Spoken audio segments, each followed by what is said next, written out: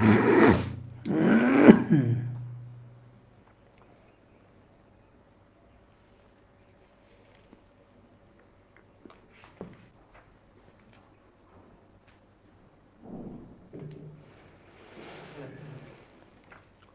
আলাইকুম ওয়া রাহমাতুল্লাহি ওয়া বারাকাতুহু। আলহামদুলিল্লাহি নাহমাদুহু ওয়া নাস্তাঈনুহু ওয়া নাস্তাগফিরুহু ওয়া নাউযু বিল্লাহি মিন শুরুরি আনফুসিনা ওয়া মিন সাইয়্যাতি আ'মালিনা। মান ইয়াহদিহিল্লাহু ফালা মুদিল্লা লাহু ওয়া মান ইউদ্লিলহু ফালা হাদিয়া লাহু ওয়া নাশহাদু আন লা ইলাহা ইল্লাল্লাহু ওয়াহদাহু লা শারীকা লাহু ওয়া নাশহাদু আন্না সাইয়্যিদানা ওয়া মাওলানা মুহাম্মাদান আবদুহু ওয়া রাসূলুহু। আউযু বিল্লাহি মিনাশ শাইতানির রাজীম। বিসমিল্লাহির রহমানির রহিম। লাইসা বিআমানিয়িকুম ওয়ালা আমানিয়্যি আহলিল কিতাব। আল্লাহ তাআলা ইহুদি, খ্রিস্টান, মুনাফিক তাদের বিভিন্ন অপকর্ম আলোচনা, জিহাদের বিধান আলোচনা এবং শরীয়তের বিধানের মুখালেফ করার অশুভ পরিণতি জাহান্নামে যাওয়ার বড় একটা কারণ হলো শিরক। শিরকের বিভিন্ন ধরন নিয়ে কথা বলে আল্লাহ তাআলা জাহান্নামের কথা বলার পরেই জান্নাতের কথা বললেন। আর জান্নাত এটা কখনো মানুষের আশা অনুযায়ী হবে না। ইহুদি খ্রিস্টানরা মনে করে তারা জান্নাতে যাবে, আর মুসলমানরাও মনে করে তারা জান্নাতে যাবে। আসলে শুধু আশা, এটা দিয়ে কেউই জান্নাতে যাবে না।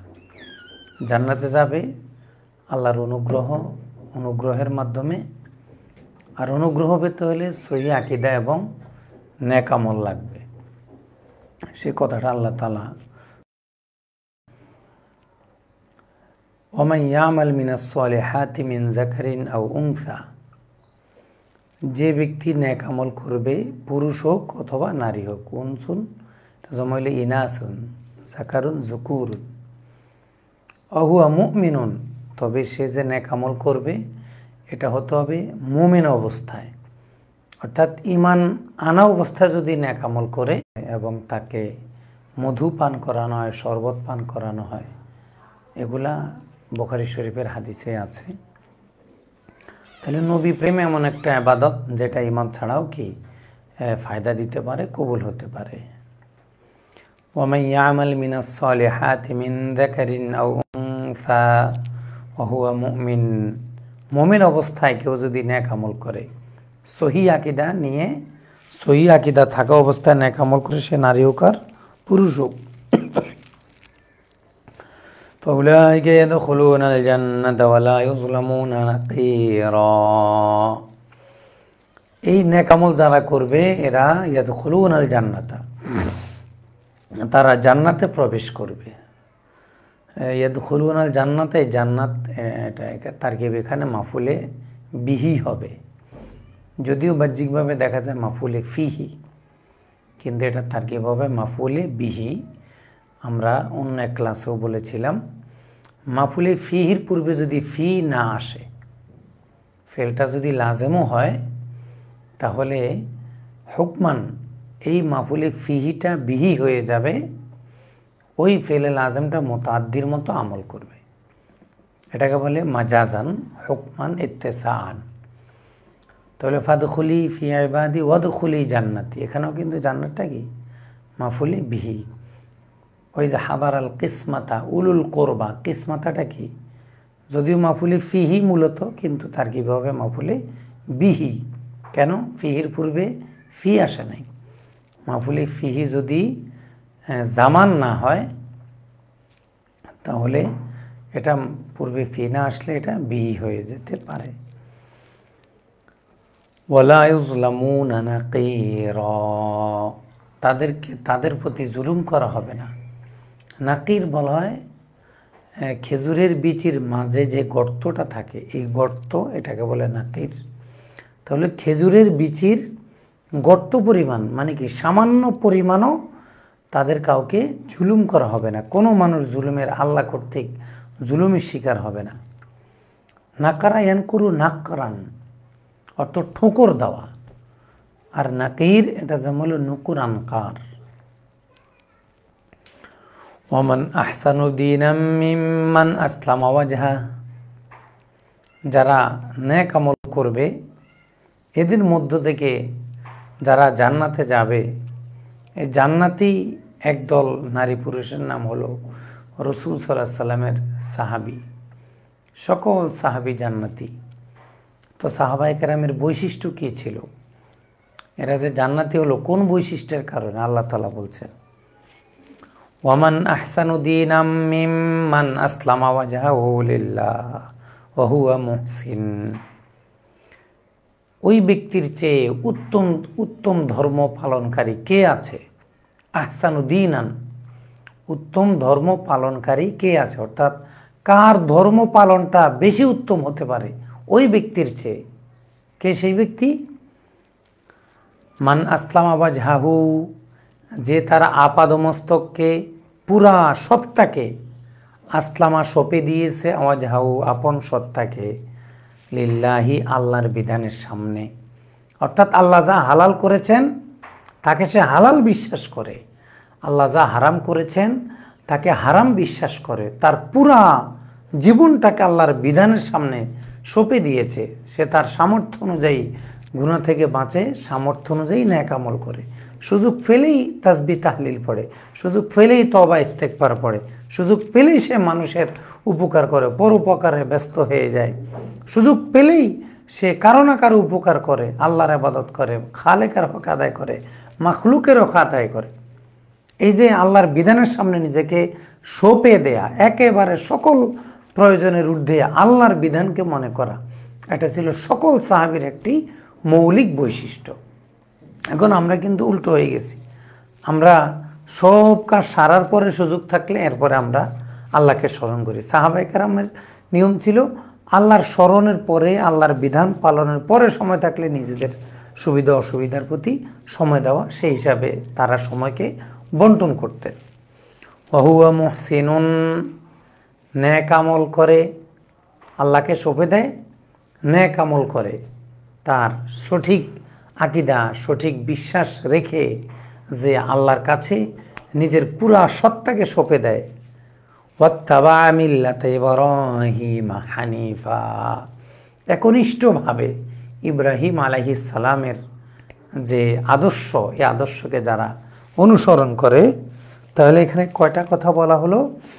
আপন সত্তাকে আল্লাহর বিধানের কাছে, আল্লাহর বিধানের সামনে নত করে দেয়া, হ্যাঁ, বাধ্য হওয়া, বাধ্য করা এবং নেক আমল করা, আর ইব্রাহিম আলাইহিস সালামের নীতিতে অটল থাকা। হানাফা ইয়াহনিফু, হানফান, আর হানিফা ইয়াহনাফু, হানাফান, আর হানুফা ইয়াহনুফু হানাফাতান, অর্থ নুয়ে পড়া, ঝুঁকে পড়া। তাহলে এটা কারুমা সামেয়া দরাবা থেকে আসে, অর্থ নুয়ে পড়া, ঝুঁকে পড়া। হানিফান একনিষ্ঠ, একনিষ্ঠ হয়ে যে ইব্রাহিম আলাইহিস সালামের আদর্শের অনুসরণ করে, অর্থাৎ ইসলাম। ওয়াত্তাখাযাল্লাহু ইব্রাহিমা খলিলা, আর আল্লাহ তাআলা ইব্রাহিম আলাইহিস সালামকে বন্ধু হিসেবে গ্রহণ করেছেন। খালিল আল্লাহর পক্ষ থেকে ইব্রাহিম আলাইহিস সালামকে দেওয়া একটা পদমর্যাদা, একটা বিশেষ মর্যাদা, এটা আল্লাহ তাআলা ওনাকে দান করেছেন। তাহলে সাহাবায়ে কেরামের একটা কিছু মৌলিক বৈশিষ্ট্য আল্লাহ তাআলা এখানে বললেন যে আমার নবীর সাহাবী যারা, এরা তাদের পুরা সত্তাকে আল্লাহর বিধানের সামনে সঁপে দিয়েছে। এই জন্য যখন আজান দিত, কোনো সাহাবী যদি কাঠ কাটার জন্য এইভাবে কুঠার উঠিয়ে থাকে, তাহলে আজান শোনার সাথে সাথে কুঠারটাকে আর সামনে আনতেন না, ওই পিছনে ছেড়ে সোজা মসজিদে চলে আসতেন। আজান দিয়েছে তো সব কাজ থেকে চলে আসছেন।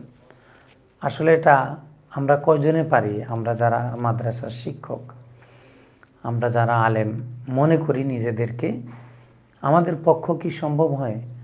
আমরা তো মাহফিলের মাইক ধরার জন্যই জামাত ছেড়ে দেই, কারণ নামাজই ছেড়ে দেয়, ফজরই পড়ে না, সারা রাত মাহফিল ওয়াজ নসিহত করতে করতে ফজরের সময় নসিহত গ্রহণের সময় ওনার হয় না, মাআযাল্লাহ।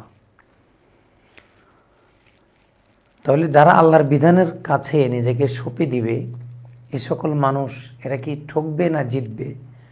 এদের কি হবে? এরা কি আসলে নিরাপদ গন্তব্যে পৌঁছতে পারবে? এই জন্য আল্লাহ তাআলা বলছেন, ওয়ালিল্লাহি মা ফিস সামাওয়াতি ওয়া মা ফিল আরদ, আল্লাহর জন্যই রয়েছে আসমান জমিনের সকল আধিপত্য। তোমরা দুনিয়ার একটু আধিপত্য পাওয়ার জন্য, তোমার একটা ইউনিয়নের চেয়ারম্যানের জন্য, তোমার একটা পৌরসভার মেয়র হওয়ার জন্য, একটা সিটি কর্পোরেশনের মেয়র হওয়ার জন্য, ছোট্ট একটা দেশ, যে দেশের মধ্যে ওই দেশের নামটাই লেখা যায় না, এমন ছোট্ট একটা দেশের প্রধানমন্ত্রী হওয়ার জন্য, এমপি হওয়ার জন্য, সচিব হওয়ার জন্য কত কিছু তোমরা করতে পারো, কত সাধনা, কত চেষ্টা, কত সম্পদ, কত কিছু করো। কিন্তু যারা আল্লাহর কাছে নিজেকে সঁপে দিবে, এরা কি পাবে? এরা আল্লাহকেই পেয়ে যাবে, যে আল্লাহ সকল সম্পদের মালিক, সকল রাজত্ব, সকল কর্তৃত্ব, সকল অধিকার যে আল্লাহর, ওই আল্লাহকে তারা পেয়ে যাবে। এই জন্য আল্লাহ তাআলা বললেন, যারা আল্লাহমুখী হবে তারা আল্লাহকে পাবে। আর আল্লাহর কি আছে দেখো, তুমি যদি একজন সরকারমুখী হও, তুমি একজন প্রেসিডেন্টমুখী হলে, তো প্রেসিডেন্টের কাছে কতটুকু ক্ষমতা আছে এই নিজের দেশে কিছু করার? তাও তো আমাদের দেশে যারা প্রধানমন্ত্রী হন, রাষ্ট্রপতি হন, ওনারা তো বড় ধরনের কোনো ইচ্ছেই নিজের পক্ষ থেকে করতে পারেন না। বহির্বিশ্বের যারা হর্তাকর্তা আছে তাদের রাজি খুশি, তাদের কখন মন বেজার হয়, কখন মন খুশি হয়, সব কিছু ঠিক রেখে এরপরে কিছু করতে পারে। তো দুনিয়ার একজন প্রধানমন্ত্রীর এতটুকুই আছে আসলে, এদিক দিয়ে কিছু করলে অন্য দিক দিয়ে ছাড়তে হয়, অন্য দিক দিয়ে কিছু করতে হলে এদিক দিয়ে ছাড়তে হয়, সব মিলায়া একটা বিপজ্জনক অসহায়ত্বের অবস্থা পৃথিবীর যে কোনো প্রধানমন্ত্রী, যে কোনো রাষ্ট্রপতি খুব অসহায় অবস্থায় থাকে, মন চাইলে কিছু করতে পারে না। কিছু করতে হলে তাকে অনেকের মন রক্ষা করে এরপরে নিজের মন মতো কিছু করতে হয়। আর তুমি যদি তোমার সত্তাকে আল্লাহর কাছে সঁপে দাও, আল্লাহর বিধানের কাছে নত করে দাও, তাহলে তুমি আল্লাহকে পাবে, আমি আল্লাহকে পাবো। আর আমার আল্লাহর কি আছে? ওয়ালিল্লাহি মা ফিস সামাওয়াতি ওয়া মা ফিল আরদ, আসমান জমিনের সকল রাজত্ব একমাত্র আল্লাহর। ওয়া কানাল্লাহু বিকুল্লি শাইইন মুহীতা, সকল বিষয়ে আল্লাহ তাআলা, সকল বিষয়কে আল্লাহ তাআলা তার জ্ঞান দিয়ে ঘিরে রেখেছেন। আল্লাহর জ্ঞানের বাইরে কোনো কিছুই বিরাজমান নেই, কোনো কিছুই অস্তিত্বে আসতে পারবে না। যাই হবে আল্লাহর জ্ঞানে সেটা থাকবে। তাহলে সেই আল্লাহর কাছে তুমি যদি সঁপে দিতে, তাহলে তুমি কত ভাগ্যবান হতে। এই জন্য সাহাবায়ে কেরাম রাসূল সাল্লাল্লাহু আলাইহি ওয়াসাল্লামকে জিজ্ঞাসা করেছিলেন, হুজুর মানুষের মধ্যে সবচেয়ে জ্ঞানী কে বেশি জ্ঞানী? তখন নবীজি বলেছেন, মান দানা নাফসাহু ওয়া আমিলা লিমা বাদাল মাউত, যে তার নিজের হিসাব নেয় আর হলো মৃত্যুর পরবর্তী জীবনের জন্য আমল করে, সে হলো তোমাদের মধ্যে সবচেয়ে বড় বুদ্ধিজীবী। এখন আমাদের সমাজে বুদ্ধিজীবী কারা? যারা সঠিক বুদ্ধিটাকে বাজে পদ্ধতিতে বিক্রি করে করে বিভিন্ন রূপ ধারণ করে, তারা হয়ে যাচ্ছে বুদ্ধিজীবী। যারা কোরআন বুঝে না, সে আবার বুদ্ধিজীবী হয় কিভাবে? কোরআন না বুঝে অথবা কোরআনের কাছাকাছি যদি আসতে না পারে, সে তো আসলে বুদ্ধিজীবী হতে পারে না, তার তো বুদ্ধিই নেই। যদি বুদ্ধি থাকতো তাহলে সে শুধু কোরআনের কাছেই চলে আসতো। ওয়া কানাল্লাহু বিকুল্লি শাইইন মুহীতা, আল্লাহ তাআলা সকল বিষয়কে তার জ্ঞান দ্বারা ঘিরে রেখেছেন চিরকালের জন্য। সাহাবায়ে কেরাম আল্লাহর কাছে, আল্লাহর বিধানের সামনে নিজেকে এমনভাবে অবনত করে ফেলেছেন যে কোনো বিষয় হলে তারা নবীজিকে জিজ্ঞাসা করতেন। কোনো বিষয়ে গুনাহ না, গুনার সম্ভাবনা থাকলেও নবীজিকে জিজ্ঞাসা করতেন। কোনো কাজে যদি গুনাহের সম্ভাবনা থাকতো, এখানে গুনাহের সম্ভাবনা থাকতে পারে, নবীজিকে জিজ্ঞাসা করে ওই রাস্তাটা তারা পরিষ্কার করে নিতেন যেন গুনাহ না হয়। এমনি একটা ঘটনা আল্লাহ বলছেন, ওয়াস্তাফতুনাকা ফিন নিসা, সাহাবায়ে কেরাম আপনাকে মহিলাদের সম্পর্কে জিজ্ঞাসা করবে, মহিলাদের হক সম্পর্কে। সূরাতুন নিসা শুরুতে মহিলাদের হকের কথা বলা হয়েছিল, তো সাহাবায়ে কেরামের ফাজাইল বর্ণনা আবার মহিলাদের কথা আসলো। যখন আল্লাহ তাআলা বলে দিলেন তোমরা যদি এতিমদেরকে বিয়ে করে ন্যায় বিচার করতে না পারো তাহলে তোমরা তাদেরকে বিয়ে করবে না, অন্যত্র বিয়ে দিয়ে দিবে, কিন্তু তোমরা অভিভাবক হিসাবে থাকবে। তো তখন সাহাবায়ে কেরাম কি করলেন? অন্যত্র বিয়ে দিয়ে দিতেন, নিজেরা কখনো গ্রহণ করতেন না, কারণ করার মধ্যে বিপদ ছিল। তখন আল্লাহ তাআলা এই আয়াত নাজিল করে সাহাবায়ে কেরামকে বুঝালেন, যদি এমন পরিস্থিতি আসে যে এতিমকে তুমি নিজে বিয়ে করলে তার জন্য ভালো হয়, তাহলে তুমি তাকে বিয়ে করে রেখে দিতে পারো, তবে তার হক আদায় করতে হবে। তো সাহাবায়ে কেরাম গুনাহ তো পরের কথা, গুনাহের সম্ভাবনা থাকলে নবীজিকে জিজ্ঞাসা করতেন। এমন একটি মাসালা যে হুজুর এতিমকে রাখলে তো অন্যায় হয়ে যায় কিনা, এখন আসলে আমরা কি করা উচিত, আমাদের কি করব? তখন সাহাবায়ে কেরাম যখন জিজ্ঞাসা করলেন, আল্লাহ তাআলা এই প্রসঙ্গে বলছেন, ইয়াস্তাফতুনাকা ফিন নিসাই, তারা মহিলাদের মিরাস সম্পর্কে জিজ্ঞাসা করবে, তাদের বিভিন্ন অধিকার সম্পর্কে জিজ্ঞাসা করবে। কুলিল্লাহু ইফতিকুম ফিহিন, আপনি বলে দিন আল্লাহ তোমাদেরকে ফতোয়া দিচ্ছেন, মহিলাদের সম্পর্কে জানিয়ে দিচ্ছেন। তাহলে আফতা ইফতি, ইফতান অর্থ কি? ফতোয়া দেওয়া। তাহলে আল্লাহ তাআলা মুফতি, এজন্য প্রত্যেক মুফতি নায়েবুল্লাহ, আল্লাহর প্রতিনিধি। প্রত্যেক মুফতি ফতোয়া দানের ক্ষেত্রে আল্লাহর প্রতিনিধি, আল্লাহর খলিফা। এই জন্য মুফতিনে কেরাম ওনারা ফতোয়া দেওয়ার পরে আল্লাহু আ'লাম বিস-সাওয়াব, আমি পড়াশোনা করে এটা বুঝছি, তবে সঠিকটা আল্লাহই জানেন। এটা কেন বলেন? এটার অর্থ হলো আমি তো আল্লাহর প্রতিনিধি, আমার তো অনেক নোকসানই আছে, আমার মধ্যে তাআসসুবিয়ত থাকতে পারে, আমার বুঝে ভুল হতে পারে, আমার ইস্তেমবাতে ভুল হতে পারে, আমার ইন্তেখাবে ভুল হতে পারে। এজন্য আমার যেটা বললাম তো বললাম, আল্লাহু আ'লামু বিস-সাওয়াব, এই ব্যাপারে সঠিক কোনটা এটা আল্লাহই ভালো জানে।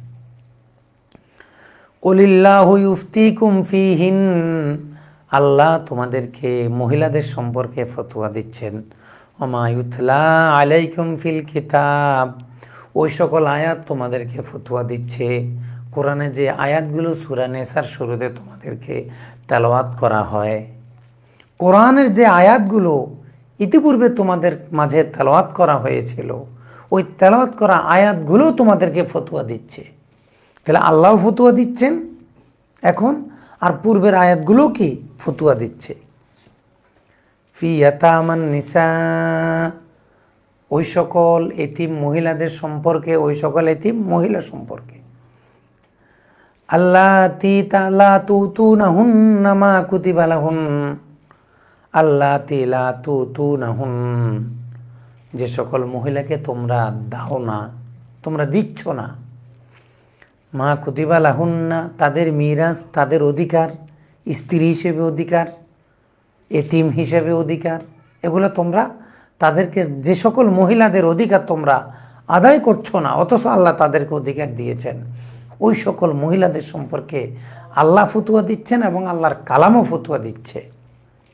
ওয়াতাগাবুনা আন তানকিহুহুন, আর তোমরা ওই সকল মহিলাকে বিবাহ করতে চাও না, আবার অন্যত্র বিবাহ দিতে চাও না। জাহেলি যুগের আগে অবস্থা কেমন ছিল, যে নিজেও বিয়ে করতো না, অন্যত্র বিয়ে দিত না, ভালো লাগে না এজন্য বিয়ে করে না, অন্যত্র বিয়ে দিলে সম্পদ হারাবে এজন্য অন্যত্র দেয় না। কিন্তু এখানে হলো সাহাবায়ে কেরাম নিজেরা বিয়ে করবে কিনা এতিমদেরকে, এটা নিয়ে তারা একটু মানসিক দ্বিধাদ্বন্দ্বে ভুগলেন যে এদের হক তো খুব সেন্সিটিভ, এটা আদায় করা সম্ভব হবে কিনা। ওয়াতারাগাবুনা আন তানকিহুহুন, তোমরা তাদেরকে বিবাহ করতে নারাজ। রগিবা আন অর্থ বিমুখ হওয়া, আর রগিবা ফি আগ্রহী হওয়া। ওয়াতারাগাবুনা আন তানকিহুহুন, এবার ওটা এরকম ছিল, তোমরা তাদেরকে বিবাহ করতে চাও না, এমন এতিমদের সম্পর্কে আল্লাহ ফতোয়া দিচ্ছেন। ওয়াল মুস্তাদাফিনা মিনাল বিলদান, ওয়ালিদের জমা বিলদান, ওয়ালিদের জমা কি বিলদান, দুর্বল শিশুদের পক্ষে আল্লাহ ফতোয়া দিচ্ছেন। ওয়ান তাকুমু লিল ইয়াতামা বিল কিসত, আল্লাহ তোমাদেরকে আদেশ করছেন তোমরা এতিমদের ব্যাপারে ন্যায় বিচার প্রতিষ্ঠা করতে। তাহলে আল্লাহর আদেশ কি? কোরআনে আগে যেগুলো বলা হয়েছে সেগুলো তো ফতোয়া আছে, আর দুর্বলদের ব্যাপারও যে অধিকারগুলো আগে বলা হয়েছে সেগুলোও আছে, সেগুলোও কোরআন আদেশ করছে। আর আন তাকুমু লিল ইয়াতামা বিল কিসত, তোমরা এতিমদের ব্যাপারে ন্যায় বিচার প্রতিষ্ঠা করবে, প্রতিষ্ঠা করার আদেশ দিচ্ছেন আল্লাহ তোমাদেরকে। কমাবে অর্থ কি? দায়িত্ব নেওয়া, দায়িত্ববান হওয়া। সেখান থেকে তাকুমু বিল লিল ইয়াতামা বিল কিসত, এতিমদের জন্য তোমরা ন্যায় বিচারের দায়িত্ব নিবে, ন্যায় বিচার প্রতিষ্ঠা করবে। ওয়ামা তাফআলু মিন খাইর, তোমরা যে ভালো কাজই করো না কেন, ওয়ামা তাফআলু মিন খাইর, যতটুকু ভালো কাজ যতবারই করো না কেন, ফাইন্নাল্লাহা কানা বিহি আলিমা, তোমাদের ছোট থেকে ছোট, বড় থেকে বড়, এক বা একাধিক সকল ভালো কাজ সম্পর্কে আল্লাহ তাআলা মহাজ্ঞানী, চিরকাল খবর রাখেন, সবসময় খবর রেখেই যাবেন, সংরক্ষণ করে যাবেন। আল্লাহ তাআলার তাওহীদের এগুলো আমাদের কানে যতবার বেশি বেশি বাজবে, যে আমি যা করি, যা বলি, যা শুনি সব আল্লাহ তাআলা জানেন, আল্লাহ সব জানেন, আল্লাহ সব জানেন। আসলে আল্লাহর তাওহীদের আলোচনা হয় না। এজন্য প্রতিটি মুমিনের উচিত প্রতি মাসে কমপক্ষে একবার, দুইবার কোরআনে কারিম বুঝে বুঝে খতম দেওয়া, বুঝে বুঝে খতম দেওয়া। শুধু তেলাওয়াতের অনেক সওয়াব আছে, ফজিলত আছে, তো বুঝে যদি আমরা অনুবাদটা পড়েও যদি খতম দিই তাহলে আমাদের অনেক উপকার হবে। আর বাংলা অনুবাদের জন্য তাফসিরে তাওজিহুল কোরআন মাকতাবাতুল আশরাফ থেকে ছাপা 3 খণ্ডে, খুব চমৎকার। আরেকটা রাহনুমা প্রকাশনী থেকে ছাপছে তাফসির ওসমানী, খুব সুন্দর। এই অনুবাদগুলো আমরা সংগ্রহে রাখতে পারি। আবার মুফতি আমিনুল ইসলাম রহমতুল্লাহ আলাইহির সম্ভবত 32 খণ্ডে, যেন 30 খণ্ডে তাফসির, তাফসিরে নুরুল কোরআন আল বালাগ প্রকাশনী থেকে ছাপছে, সেটাও আমরা সংগ্রহে রাখতে পারি, তাফসিরে নুরুল কোরআন। ওমা তাফআলু মিন খাইরিন ফাইন্নাল্লাহা কানা বিহি আলিমা, আল্লাহ তাআলা তোমাদের সকল ভালো কাজ সম্পর্কে খবর রাখেন। যেহেতু নারীদের আলোচনা হচ্ছে, নারীদের বিধানের আলোচনা হচ্ছে, আল্লাহ তাআলা নারীদের অর্থাৎ সাংসারিক আরেকটা সমস্যার সমাধান দিচ্ছেন।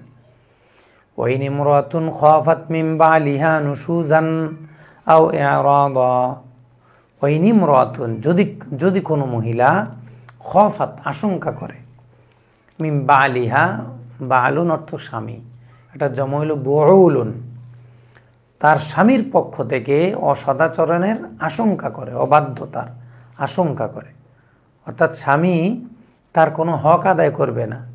নুশুজান, স্বামী তার সাথে খারাপ আচরণ করে সব সময়।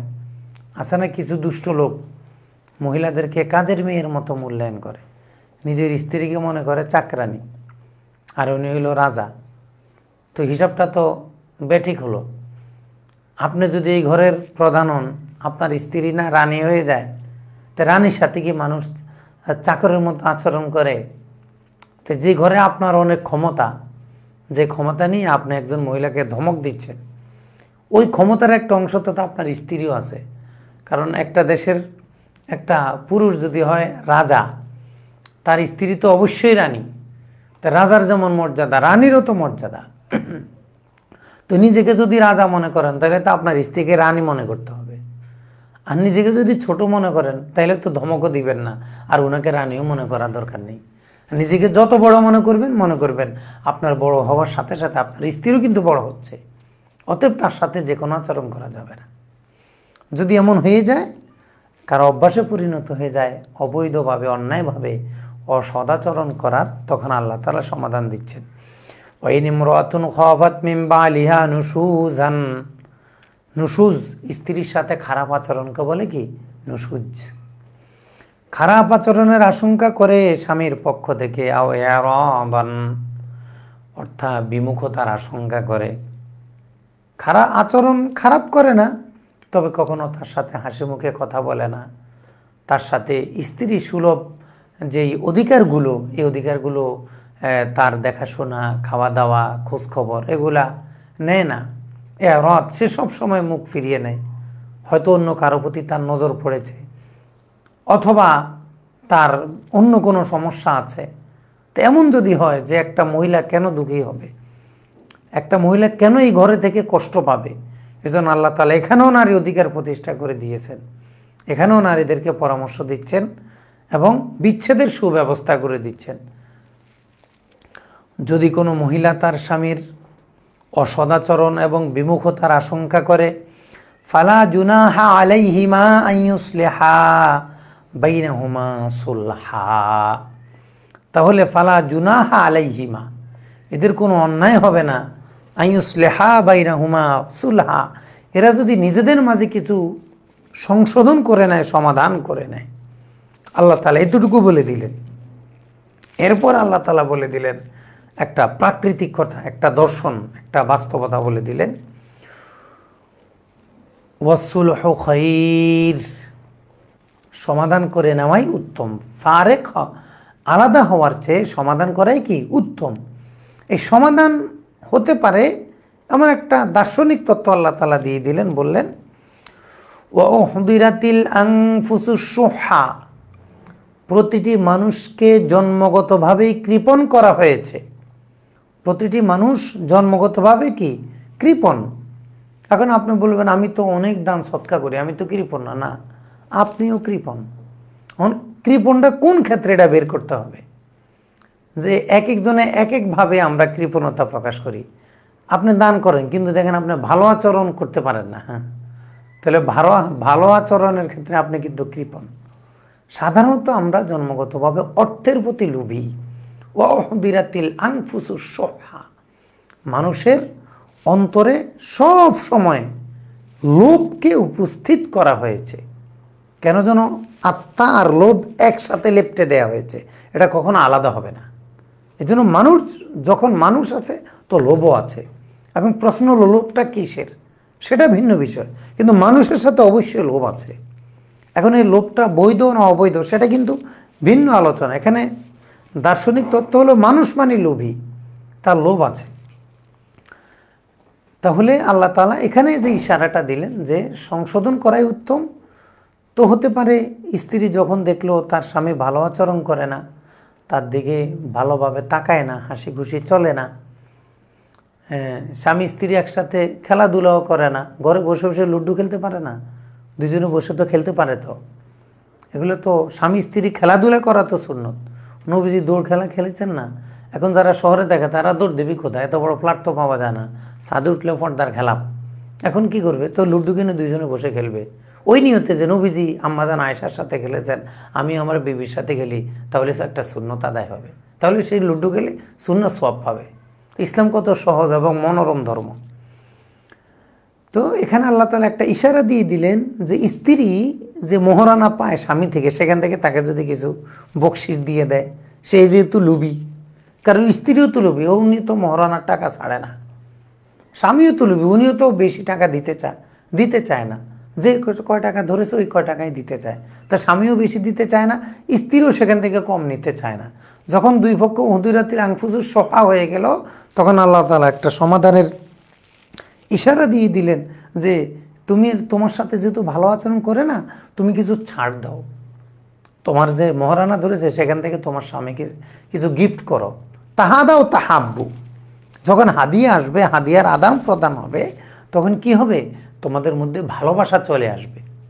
এখন তো স্বামী স্ত্রী সালাম দেয় না, স্বামী বাসা থেকে আসে স্ত্রীর সালামের অপেক্ষায় থাকে, আর স্ত্রী তো কাজে ব্যস্ত থাকে, হয়তো রান্নাঘর থেকে এসে দরজা খুলে দিয়েছে, উনার কি সালাম দেওয়ার টেন্ডেন্সি নাও থাকতে পারে, কিন্তু আপনি সালাম চালিয়ে যান, এক সময় সেও আপনাকে সালাম দিবে। নবীজি বলেছেন না, তোমরা যতক্ষণ পর্যন্ত নিজেদেরকে পরস্পরের সালাম না দিবা, ততক্ষণ পর্যন্ত তোমরা পরিপূর্ণ মোমেন হতে পারবা না, পরিপূর্ণ মোমেন না হলে জান্নাতেও যেতে পারবা না। তাহলে সালামটা কত গুরুত্বপূর্ণ। আমরা সারা রাস্তাঘাটে সালাম দিতে পারি, ঘরে যাই আব্বা আমারে সালাম দিতে শরম করে, লজ্জা লাগে। আমরা কত নিম্ন মেজাজের মানুষ, মায়ের কদম বুঝি করতে আমাদের শরম করে, মার সাথে ভালো আচরণ মাকে একটু সালাম দেওয়া, হাসি খুশি থাকা মার সাথে, মার কাছে গিয়ে একটু কথা বলা, সময় নেই আমাদের। হ্যাঁ, লুডো খেলা, ক্যারাম খেলা, এগুলা সবই জায়েজ। খেলার মধ্যে খেলা হারাম হওয়ার শর্ত হলো খেলার মধ্যে শরীয়ত বিরোধী কোনো শর্ত না থাকা এবং খেলার কারণে শরীয়ত ছুটে না যাওয়া, দুইটা শর্ত। খেলার মধ্যে শরীয়ত বিরোধী কিছু থাকতে পারবে না। এই জন্য লুডুঘর কিনলেই খেলা হবে না। লুডুঘরের মধ্যে যে ছবিগুলো আছে চোখগুলো এঁকে দিতে হবে, কাগজ দিয়ে বন্ধ করে দিতে হবে। পিছনে যে সাপ আছে সাপের মাথাটা ঢেকে দিতে হবে, অথবা কলম দিয়ে নষ্ট করে দিতে হবে। তাহলে আপনার ছবি নষ্ট হয়ে গেলে এখানে আর কোনো নাজায়েজ নেই। আজানের সময় হয়ে গেছে এরপরেও খেলে, এই খেলাটা নাজায়েজ। এটা ফুটবল হোক, ক্রিকেট হোক, দাঁড়িয়ে বান্ধা হোক, গোল্লা হোক, ছোঁয়াছুঁই হোক, ছুবাছুবি হোক, লুডু হোক, ক্যারাম হোক, যেই খেলাই হোক, এই খেলার কারণে শরীর ছুটে যেতে পারবে না। যেমন আপনি হাফ প্যান্ট খেলে, হাফ প্যান্ট পরে আপনি ফুটবল খেলতেছেন, তাহলে হাফ প্যান্ট পরা কি না যায়? তাহলে আপনার খেলার মধ্যে শরীর বিরোধী শর্ত থাকার কারণে এই খেলাটা না যায়। কিন্তু আপনি যদি ফুল প্যান্ট পরে ফুটবল খেলেন তো চমৎকার, এটা একটা মুস্তাহাব আমল। এই হিসাবে যে মুফতি শফি রহমতুল্লাহ আলাইহি বলেছেন আরসিল মান আয়ার তাওয়ায়া লাভ, অবশ্য তিনি সেখানে শর্ত করেছেন খেলাটা ব্যায়ামমূলক হতে হবে। তো অনেকে বললো যে তাহলে আঙ্গুলের খেলা, ক্যারাম খেলা, লুডো খেলা, এটা কিসের ব্যায়াম? এটা মানসিক ব্যায়াম, এটা বিনোদন। খেলার মাকসাদ হলো বিনোদন। আরসিল মানা ইয়ার তাওয়ায়া লাভ, সে বিনোদন করবে। তখন মুফতি শফি রহমতুল্লাহ এর ব্যাখ্যায় ওখানে লিখেছেন যে খেলার মধ্যে শরীয়ত বিরোধী কোনো শর্ত থাকতে পারবে না। এই জন্য হাফ প্যান্ট পরে ফুটবল খেলা না জায়েজ, কিন্তু যদি ফুল প্যান্ট পরে ফুটবল খেলে তাহলে খেলাটা কি জায়েজ। এখন এই খেলার কারণে যদি নামাজ ছুটে যায় তাহলে এই খেলাটা না জায়েজ। এই জন্য কেউ যদি খেলে আর নিয়ত করে যে এটা আমার ব্যায়াম হচ্ছে, আমি সুস্থ থাকবো, আপাতত ভালো মতো করবো, রুকুটা ঠিক করে দেবো, সেজদায় বেশি সময় থাকতে পারবো, শরীরটা ভালো থাকলে রোগ ব্যায়াম কম হবে, তা আমি আবাদত সুন্দরভাবে করতে পারবো, এই নিয়তে কেউ যদি ফুটবল খেলে, এই নিয়তে কেউ যদি দৌড়াদৌড়ি খেলে, দৌড় খেলে, তাহলে তার প্রত্যেকটা খেলায় আল্লাহ তাআলা মুস্তাহাবে সওয়াব দিবেন, কারণ সে ভালো উদ্দেশ্যে ভালো পদ্ধতিতে খেলছে। আপনি অনেকক্ষণ কাজ করছেন, কম্পিউটার কাজ করতে করতে বিরক্ত হয়ে গেছেন, এখন কি করবেন? তো একটা নাশিদ শোনেন, একটা হাম শোনেন, একজনকে নিয়ে আপনি 20 মিনিট খেললে যদি 1 ঘন্টার এনার্জি পান, এটা তো খারাপ না। কিন্তু সমস্যা হয়ে গেছে খেলা দেখার নেশা, যে খেলে না তারও খেলা দেখার নেশা, এটা না জায়েজ, এটা না জায়েজ। খেলাকে নেশা বানানো যাবে না, খেলাকে পেশা বানানো যাবে না। খেলাটা কোনো পেশা না। এজন্য খেলোয়াড় হওয়া, পেশা হিসাবে খেলাকে গ্রহণ করা না জায়েজ। এই না জায়েজ কাজের পরে শুকরিয়া সেজদা দেওয়া, এটা আরো বড় না জায়েজ। এখন আমাদের সমস্যাটা কোথায়? আমরা যতটুকু জায়েজ এটাকে ওভারকাম, অতিক্রম করে একবারে না জায়েজের শেষ মাথায় আমরা চলে যাইতেছি। এজন্য জায়েজ কতটুকু? খেলাটা বিনোদন। মানুষ বিনোদন কি সব সময় করে? এটার নাম কি বিনোদন? কাকে বলে? কর্মস্পৃহা আনার জন্য মানুষ যতটুকু আনন্দ ফুর্তি করে, একটু ফ্রি থাকে, রিল্যাক্স মুডে থাকে, এটার নাম হলো বিনোদন। কেউ যদি বিনোদনকে পেশা হিসেবে গ্রহণ করে তাহলে সে এরপরে কাজ করবে কখন? সে তো খেলোয়াড়।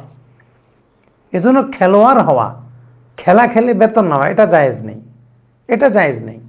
আপনি বিনোদন করেন, আপনি একটু খেলেন, আধা ঘন্টা 1 ঘন্টা খেলেন, অর্থাৎ খেলাটা হতে হবে কাজের উৎসাহ যোগানোর উসিলা, বিনোদনটা হতে হবে কর্মস্পৃহার উসিলা। কারো যদি বিনোদনটাই পেশা হয়ে যায় তাহলে এটা শরীয়ত কখনো কি জায়েজ বলে না।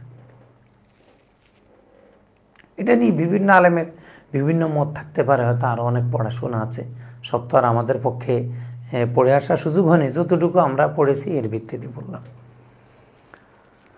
ওহদিরাতিলাং ফুসুস সোহা, প্রতিটি মানুষের অন্তরে লোভকে লেপ্টে দেওয়া হয়েছে, সার্বক্ষণিক উপস্থিত করা হয়েছে।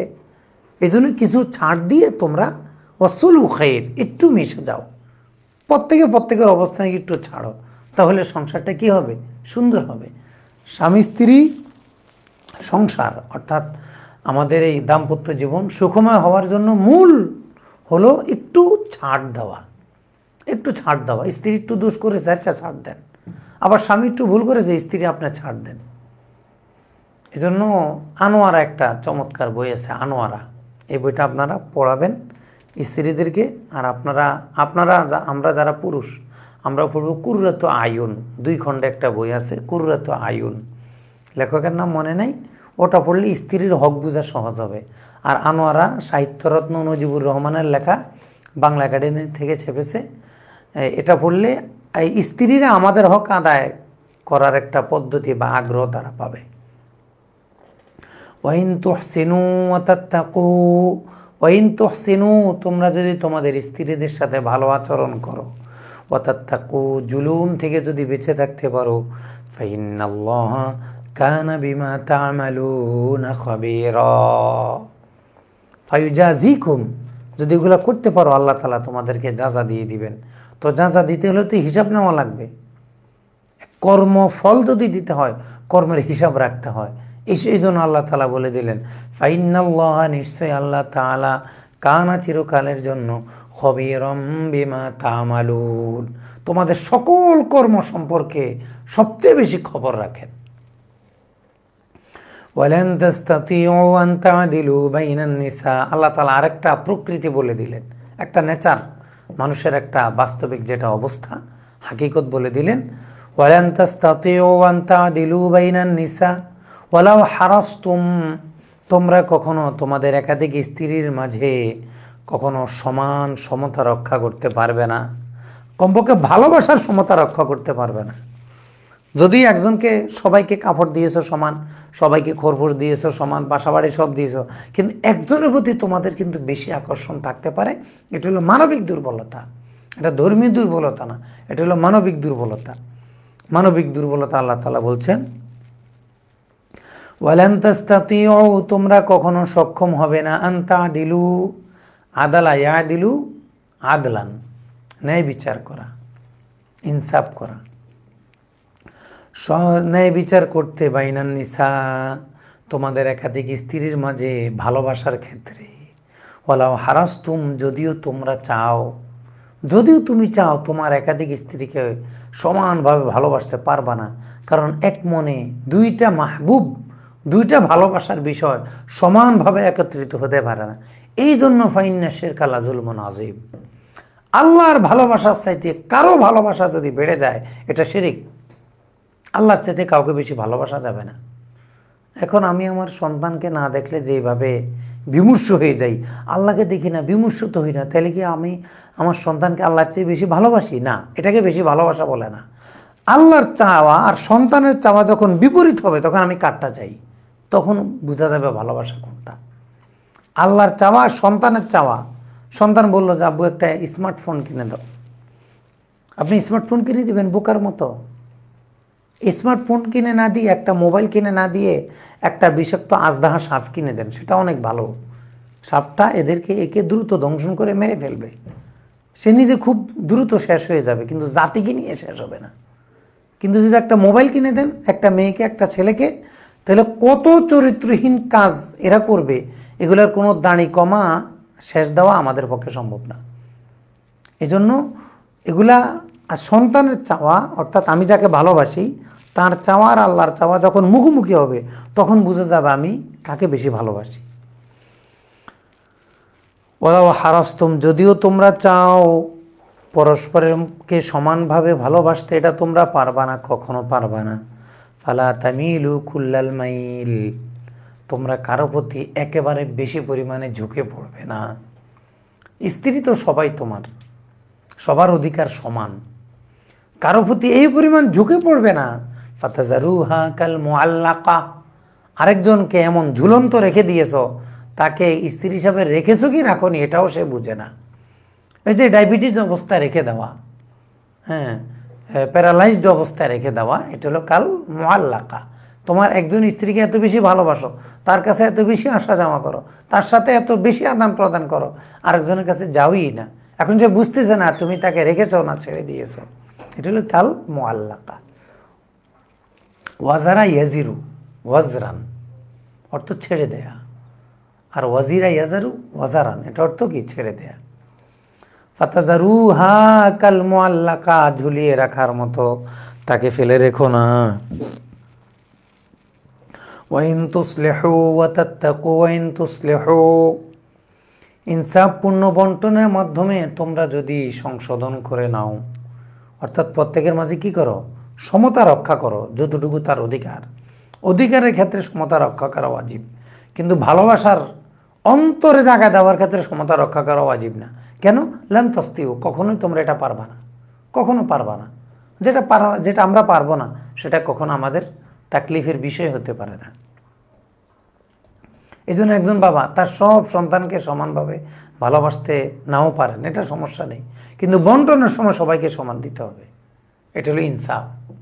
এটা যদি না করেন তাহলে তিনি সন্তানদের কাছেই সমালোচিত হয়ে যাবেন। ওয়াতাত্তাকু, তোমরা যদি অন্যায় থেকে বেঁচে থাকতে পারো, আল্লাহ তোমাদেরকে যাজা দিয়ে দিবেন, পিছনের ভুলগুলো ক্ষমা করে দিবেন। ফাইন্নাল্লাহা কানা গফুরার রহিমা, আল্লাহ তাআলা ক্ষমাশীল এবং দয়ালু। আগে যদি ভুল করে থাকো ক্ষমা চাও, ক্ষমা করে দিবেন, আর তোমাদেরকে দয়া করবেন। নিয়ত করো সামনে থেকে ঠিক করে চলবা, আল্লাহ তাআলা দয়া করে তোমাদেরকে সে তৌফিক দিয়ে দিবেন। ওয়াইয়াতাফাররাকা ইউগনিল্লাহু কুল্লুম মিন সাআতিহি, ইউগনিল্লাহু কুল্লুম মিন সাআতিহি। ওয়াইয়াতাফাররাকা, স্বামী স্ত্রী যদি আলাদা হয়ে যায়, কোনোভাবেই মিলানো সম্ভব না। এই জন্য একজনে ওয়াইফের পরিচয় দিয়েছিল, without information fight every time. কারো ধরে এই ধরনের ওয়াইফ যদি ভাগ্যে পড়ে যায়, without information fight every time, বিনা সিগনালে আগুন লেগে যেতে পারে যে কোনো সময়। এমন ভাগ্যবান পুরুষ কেউ যদি থাকে, তখন আল্লাহ তাআলা বলছেন, অথবা এমন পুরুষ যদি থাকে যে সব সময় নারীদের প্রতি চড়া হয়ে থাকে, ওই যে আগে বলেছিলাম, এমন যদি হয় যে কোনোভাবেই এদের মাঝে সমন্বয় করা সম্ভব হচ্ছে না। ওয়াইয়াতাফাররাকা, স্বামী স্ত্রী যদি আলাদা হয়ে যায়, তারা যদি নিজেদের মাঝে বিচার আচারের মাধ্যমে, তালাকের মাধ্যমে যদি আলাদা হয়ে যায়, ইউগনিল্লাহু কুল্লাম মিন সাআতিহি, আল্লাহ তাআলা তার প্রশস্ততা থেকে, তার আশ্রয় থেকে, তার উদারতা থেকে এদের প্রত্যেককে পরস্পর থেকে বিমুখ করে রাখবেন। অর্থাৎ কেউ কাউকে কারো কাছে ঠেকায় রাখবেন না। তুমি এক স্ত্রী চলে গেলে কি হবে, আরেকটা মেয়ে স্ত্রী হয়ে আসবে। তুমি স্বামী ছেলে দিলে কি হবে, আরেকটা ছেলে তার স্বামী হয়ে আসবে। কুল্লাম মিন সাআতি, স্বামী স্ত্রী দুজনকে আল্লাহ তাআলা প্রত্যেকের চাহিদা দিয়ে পূর্ণ করে দিবেন। ইউগনিল্লাহু কুল্লাম মিন সাআতি, আল্লাহ নিজ অনুগ্রহ দিয়ে প্রত্যেককে পূর্ণ করে দিবেন, প্রত্যেকের সঙ্গে ব্যবস্থা করে দিবেন। ওয়া কানাল্লাহু ওয়াসিআন হাকিমা, আল্লাহ তাআলা বললেন কি, তোমরা যদি মিলেমিশে থাকতে না পারো, আলাদা হয়ে যাও। তাহলে তুমি স্ত্রী হয়ে তোমার স্বামীর বিরুদ্ধে আরেক জায়গায় তো বলা প্রয়োজন নেই, তুমি স্বামী হয়ে তোমার স্ত্রীর বিরুদ্ধে তো আরেক জায়গায় বলা প্রয়োজন নেই।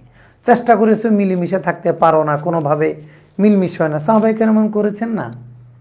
এখন আমাদের সমাজের সমস্যাটা কোথায়? এখানে আমাদের সমাজের সমস্যাটা হলো, আমি তোমার সাথে থাকবো না, এটাকে কেন্দ্র করে যেগুলো তোমার দোষ নয়, ছোট ছোট বিষয় পুরা পাড়ায় মহল্লায় ঘুরে ঘুরে ঘুরে ঘুরে নারী পুরুষ সবার কাছে একজন আরেকজনের দোষ বলে বেড়ায়। এটা তো কোরআনের নির্দেশনা ছিল না।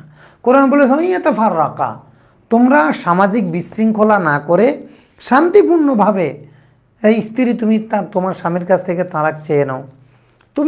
তুমি স্বামী যেহেতু মানুষ, তোমার স্ত্রীর অধিকার তোমার কাছে আছে, দিতে পারো না, ঠিক আছে, তাকে সুন্দরভাবে তালাক দিয়ে যে সিস্টেম যতটুকু হক যা পাওয়া তার সেটা দিয়ে দাও। তুমি নতুন করে বিয়ে করো, স্ত্রীও তুমি নতুন করে বিয়ে করো, ইদ্যুৎ শেষ হয়ে গেলে প্রত্যেকে আলাদা হয়ে যাও, সমস্যা নেই তো। স্বামীর তো আর ইদ্যুৎ হয় না, ইদ্যুৎ মহিলার হয়। এখন আমরা কেন পাড়ায় পাড়ায় ঘুরে ঘুরে স্বামী স্ত্রী পরস্পরের বিরুদ্ধে এত কি, আমাদের সমাজের চিত্রটা কোথায়? যে একটা মেয়ে তার শ্বশুর বাড়িতে গিয়ে একটু কষ্ট পেলে সাথে সাথে আম্মারে ফোন, আম্মা আব্বা অবস্থা খারাপ। এই প্রথম ফোন যেদিন আসবে যে মা আমার শ্বশুর শাশুড়ি আমার সাথে ভালো আচরণ করে না, ওই প্রথম দিন মেয়ের মা বাবার উচিত একটা বেত নিয়ে আগে গিয়ে ওকে 10টা বাড়ি লাগানো, বিচার বিশ্লেষণ পরে তুই ফোন দিলি কে? এই 2-1 দিন যেতে না যেতে তোর নির্যাতন সহ্য হয় না, তুই দেখোস নাই আমি কত কাজ করছি তোদের সামনে, তোদের দাদারা তোদের দাদিরা আমাকে বকাঝকা দেয় না, আমি কথা বলছি, তুই কি শিখছ? তোর বাবা বকা দিলে আমি কথা বলতাম? এখন এই কথাটা একজন মা কখন বলতে পারবেন? তিনি যখন নিজ স্বামীর সাথে, নিজ শ্বশুর শাশুড়ির সাথে ভালো আচরণ করবেন। এখন মেয়ে যখন ফোন দিয়ে বলে ভালো আচরণ করে না, উনার আম্মাও তো ভালো আচরণ করে নাই, এখন আগুনটা লাগছে 2 দিক থেকে। স্বাভাবিক মেয়ের প্রতি বাবার, বাবার প্রতি মেয়ের, মেয়ের প্রতি মায়ের একটা তো জন্মগত আকর্ষণ আছেই। সেখানে যদি আবার অভিযোগের আগুন লাগাই দেওয়া হয় তখন তো অশান্তি শুরু হয়ে যায়। এজন্য প্রত্যেক মা বাবার উচিত তার মেয়েকে অন্যের বাড়িতে থাকার জন্য উপযুক্ত করে দেওয়া। আর আমরা যারা শ্বশুর শাশুড়ি হই, আমাদের মধ্যে দেখা যায় ছেলেকে বিয়ে করানোর পরে আমরা হাত পা গুটিয়ে একবারে এভাবে বসে থাকি, আমাদের হাত পা অবশ হয়ে গেছে, এখন গ্লাসটা ভরে পানিও খেতে পারি না। আমরা এতদিন সব কাজ করতে পেরেছি, এখন নতুন বাড়ির একটা নতুন মেয়ে আসছে, আমার মেয়ে, আমার ছেলেরা, আমার মেয়েরা সবাই তাকে কেবল আদেশ করে পানি আনো, এটা আনো, সেটা আনো, এটা করো, সবাই বসে বসে খাবে, উনি চাকরানি। এটা কি উচিত? সমস্যাটা কোথায়? সমস্যা বললে না যে এক পক্ষে তালি সুন্দর বাজে না, সুন্দর তালি হয় না, এক হাত দিয়ে তালি হয় না, আরেকটা লাগবে, একটা ওয়াল হইলেও লাগবে, তাহলে ঠাস করে উঠবে।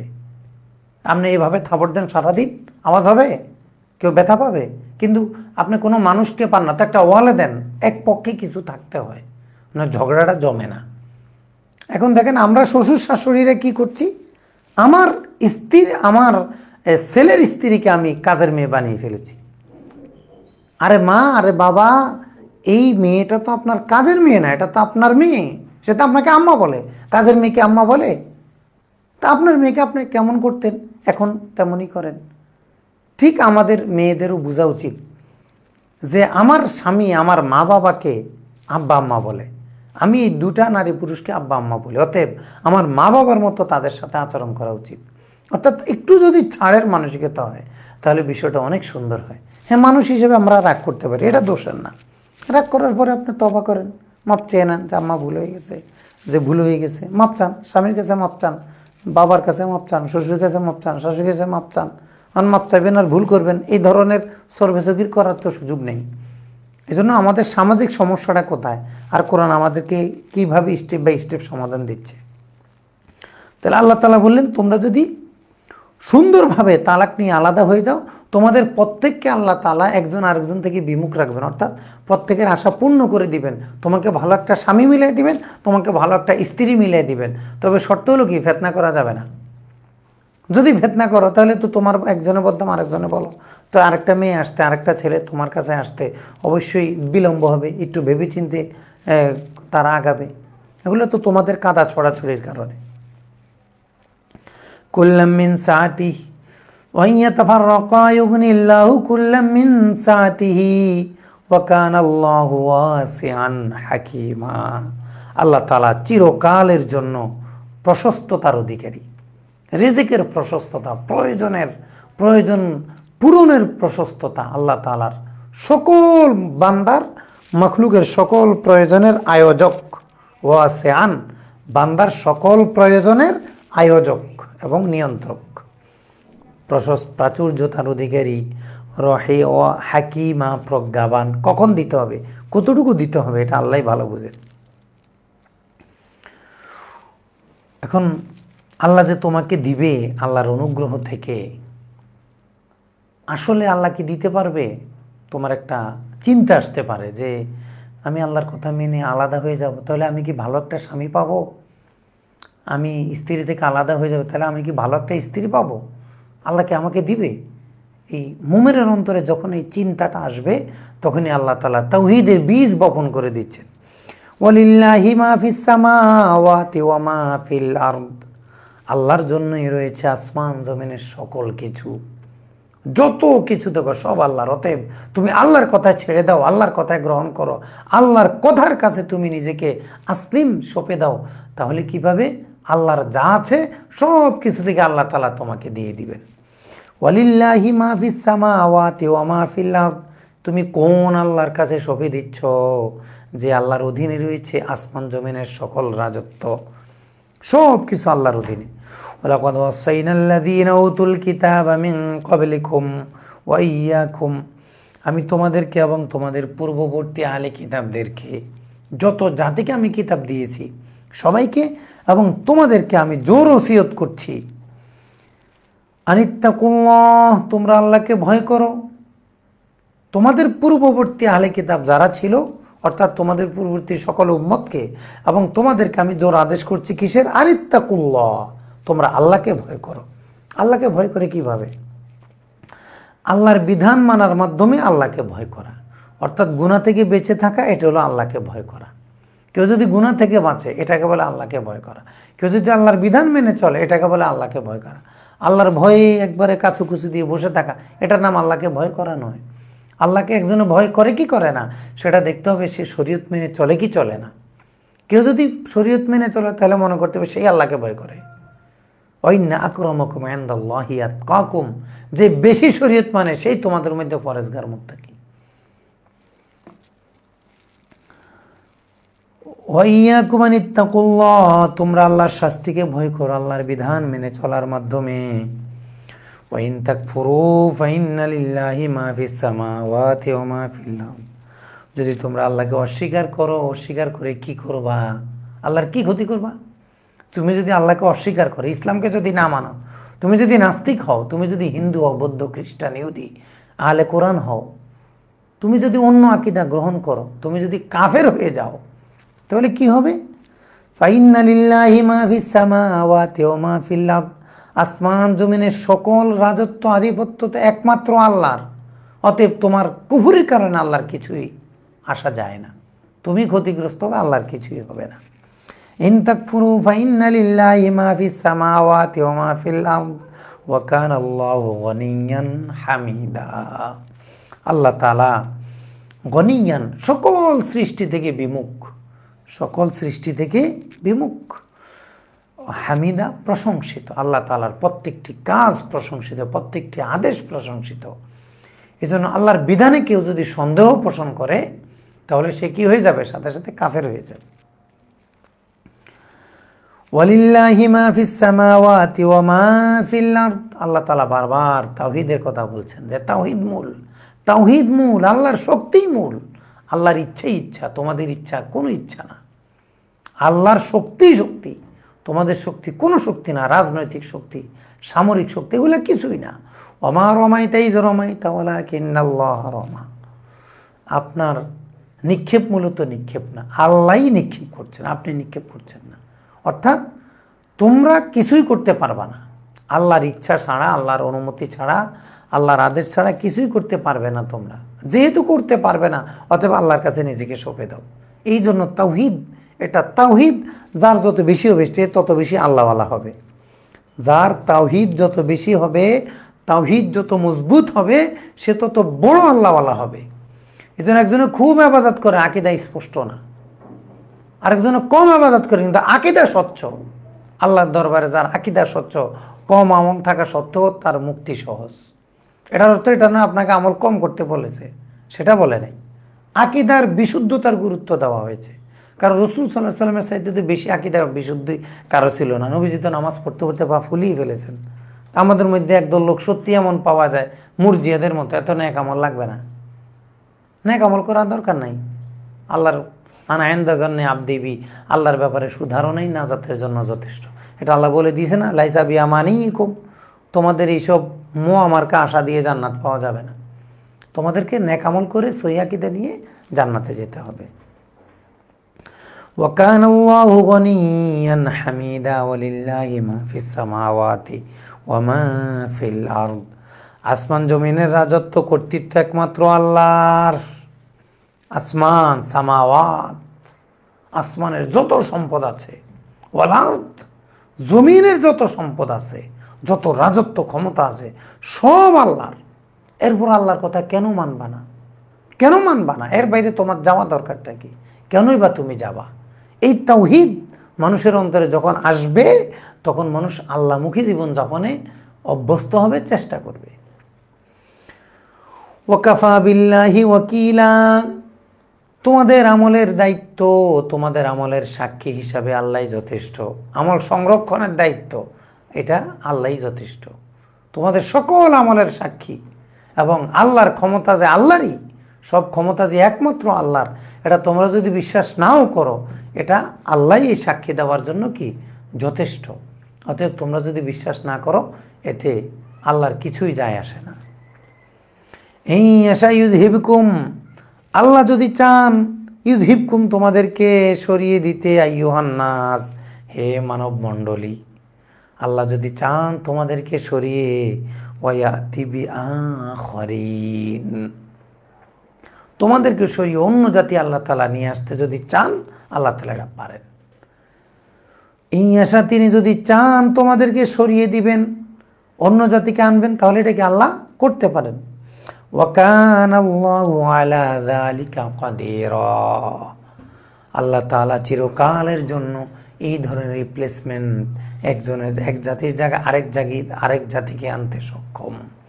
কদারা ইয়াকদিরু, ইয়াকদুরু কদারান, আর কদিরা ইয়াকদারু কদারান অর্থ কি? সক্ষম হওয়া। আর কদারা একদির অর্থ সক্ষম হওয়া, কৃপণতা করা, ক্ষমতাবান হওয়া, প্রভাবশালী হওয়া। আল্লাহ তাআলা এই ধরনের পরিবর্তনে সক্ষম।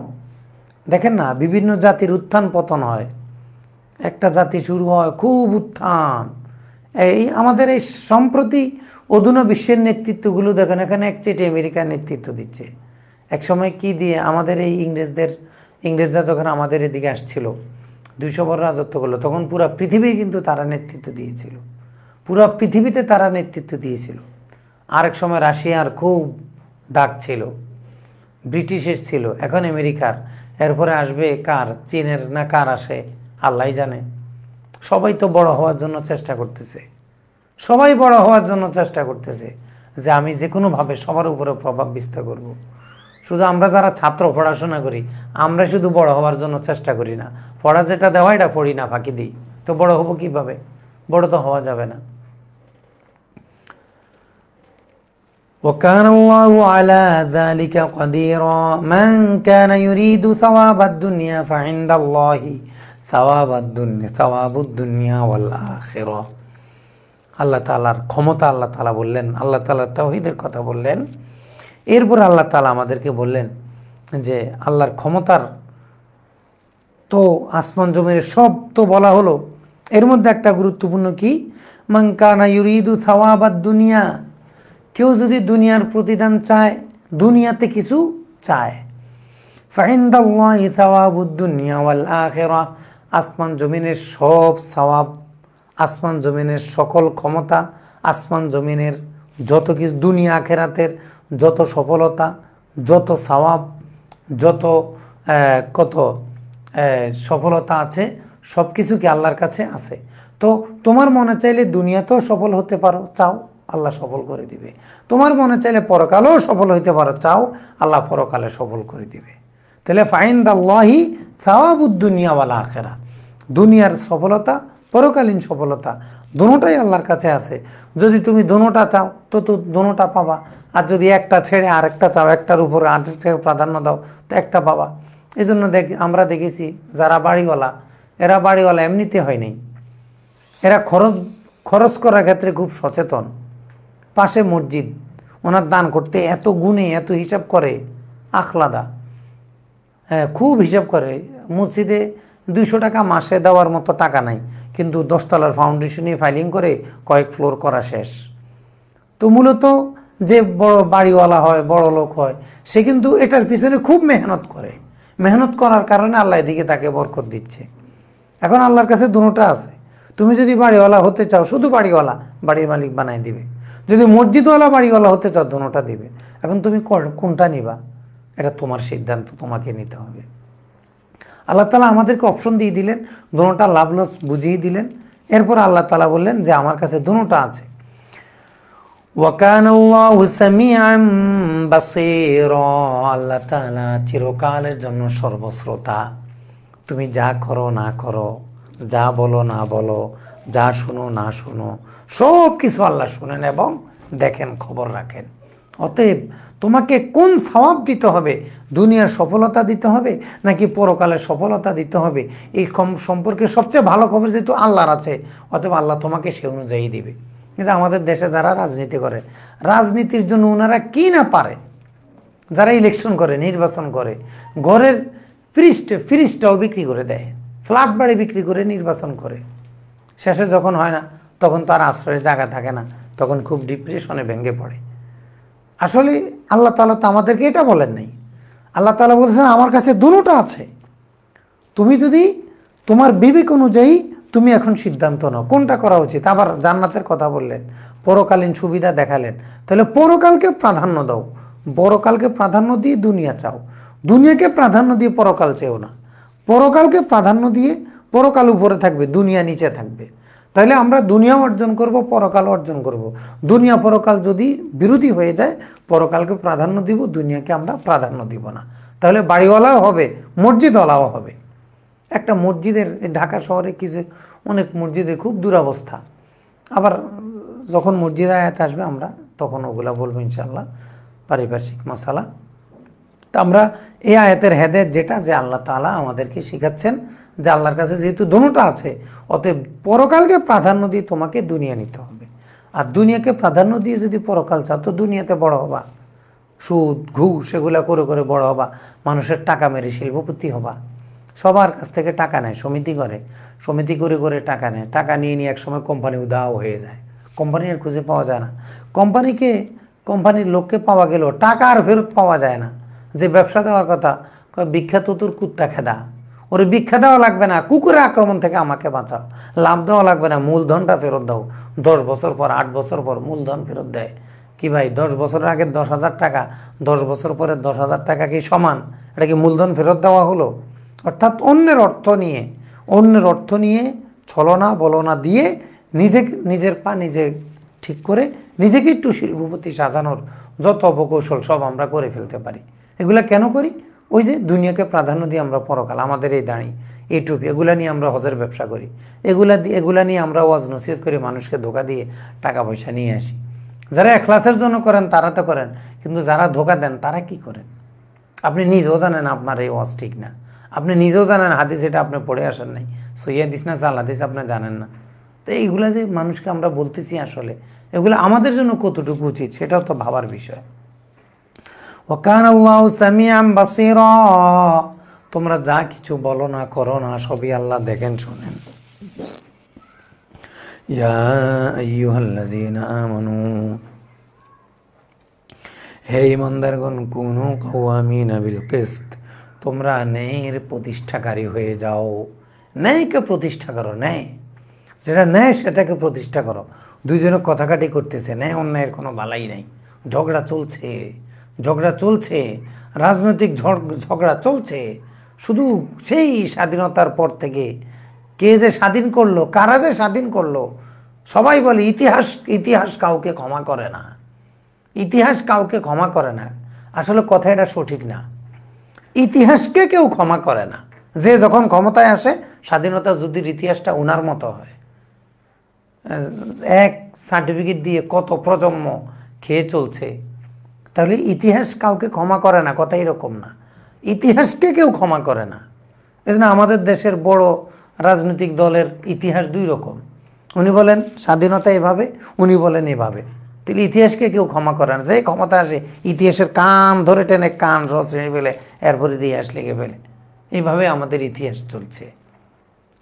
এই জন্য আল্লাহ তাআলা কি বললেন, কুনু কাওয়ামিনা বিল কিসত, তোমরা ন্যায়ের প্রতিষ্ঠাকারী হও, ন্যায়কে প্রতিষ্ঠা করো, ন্যায়কে প্রতিষ্ঠা করো।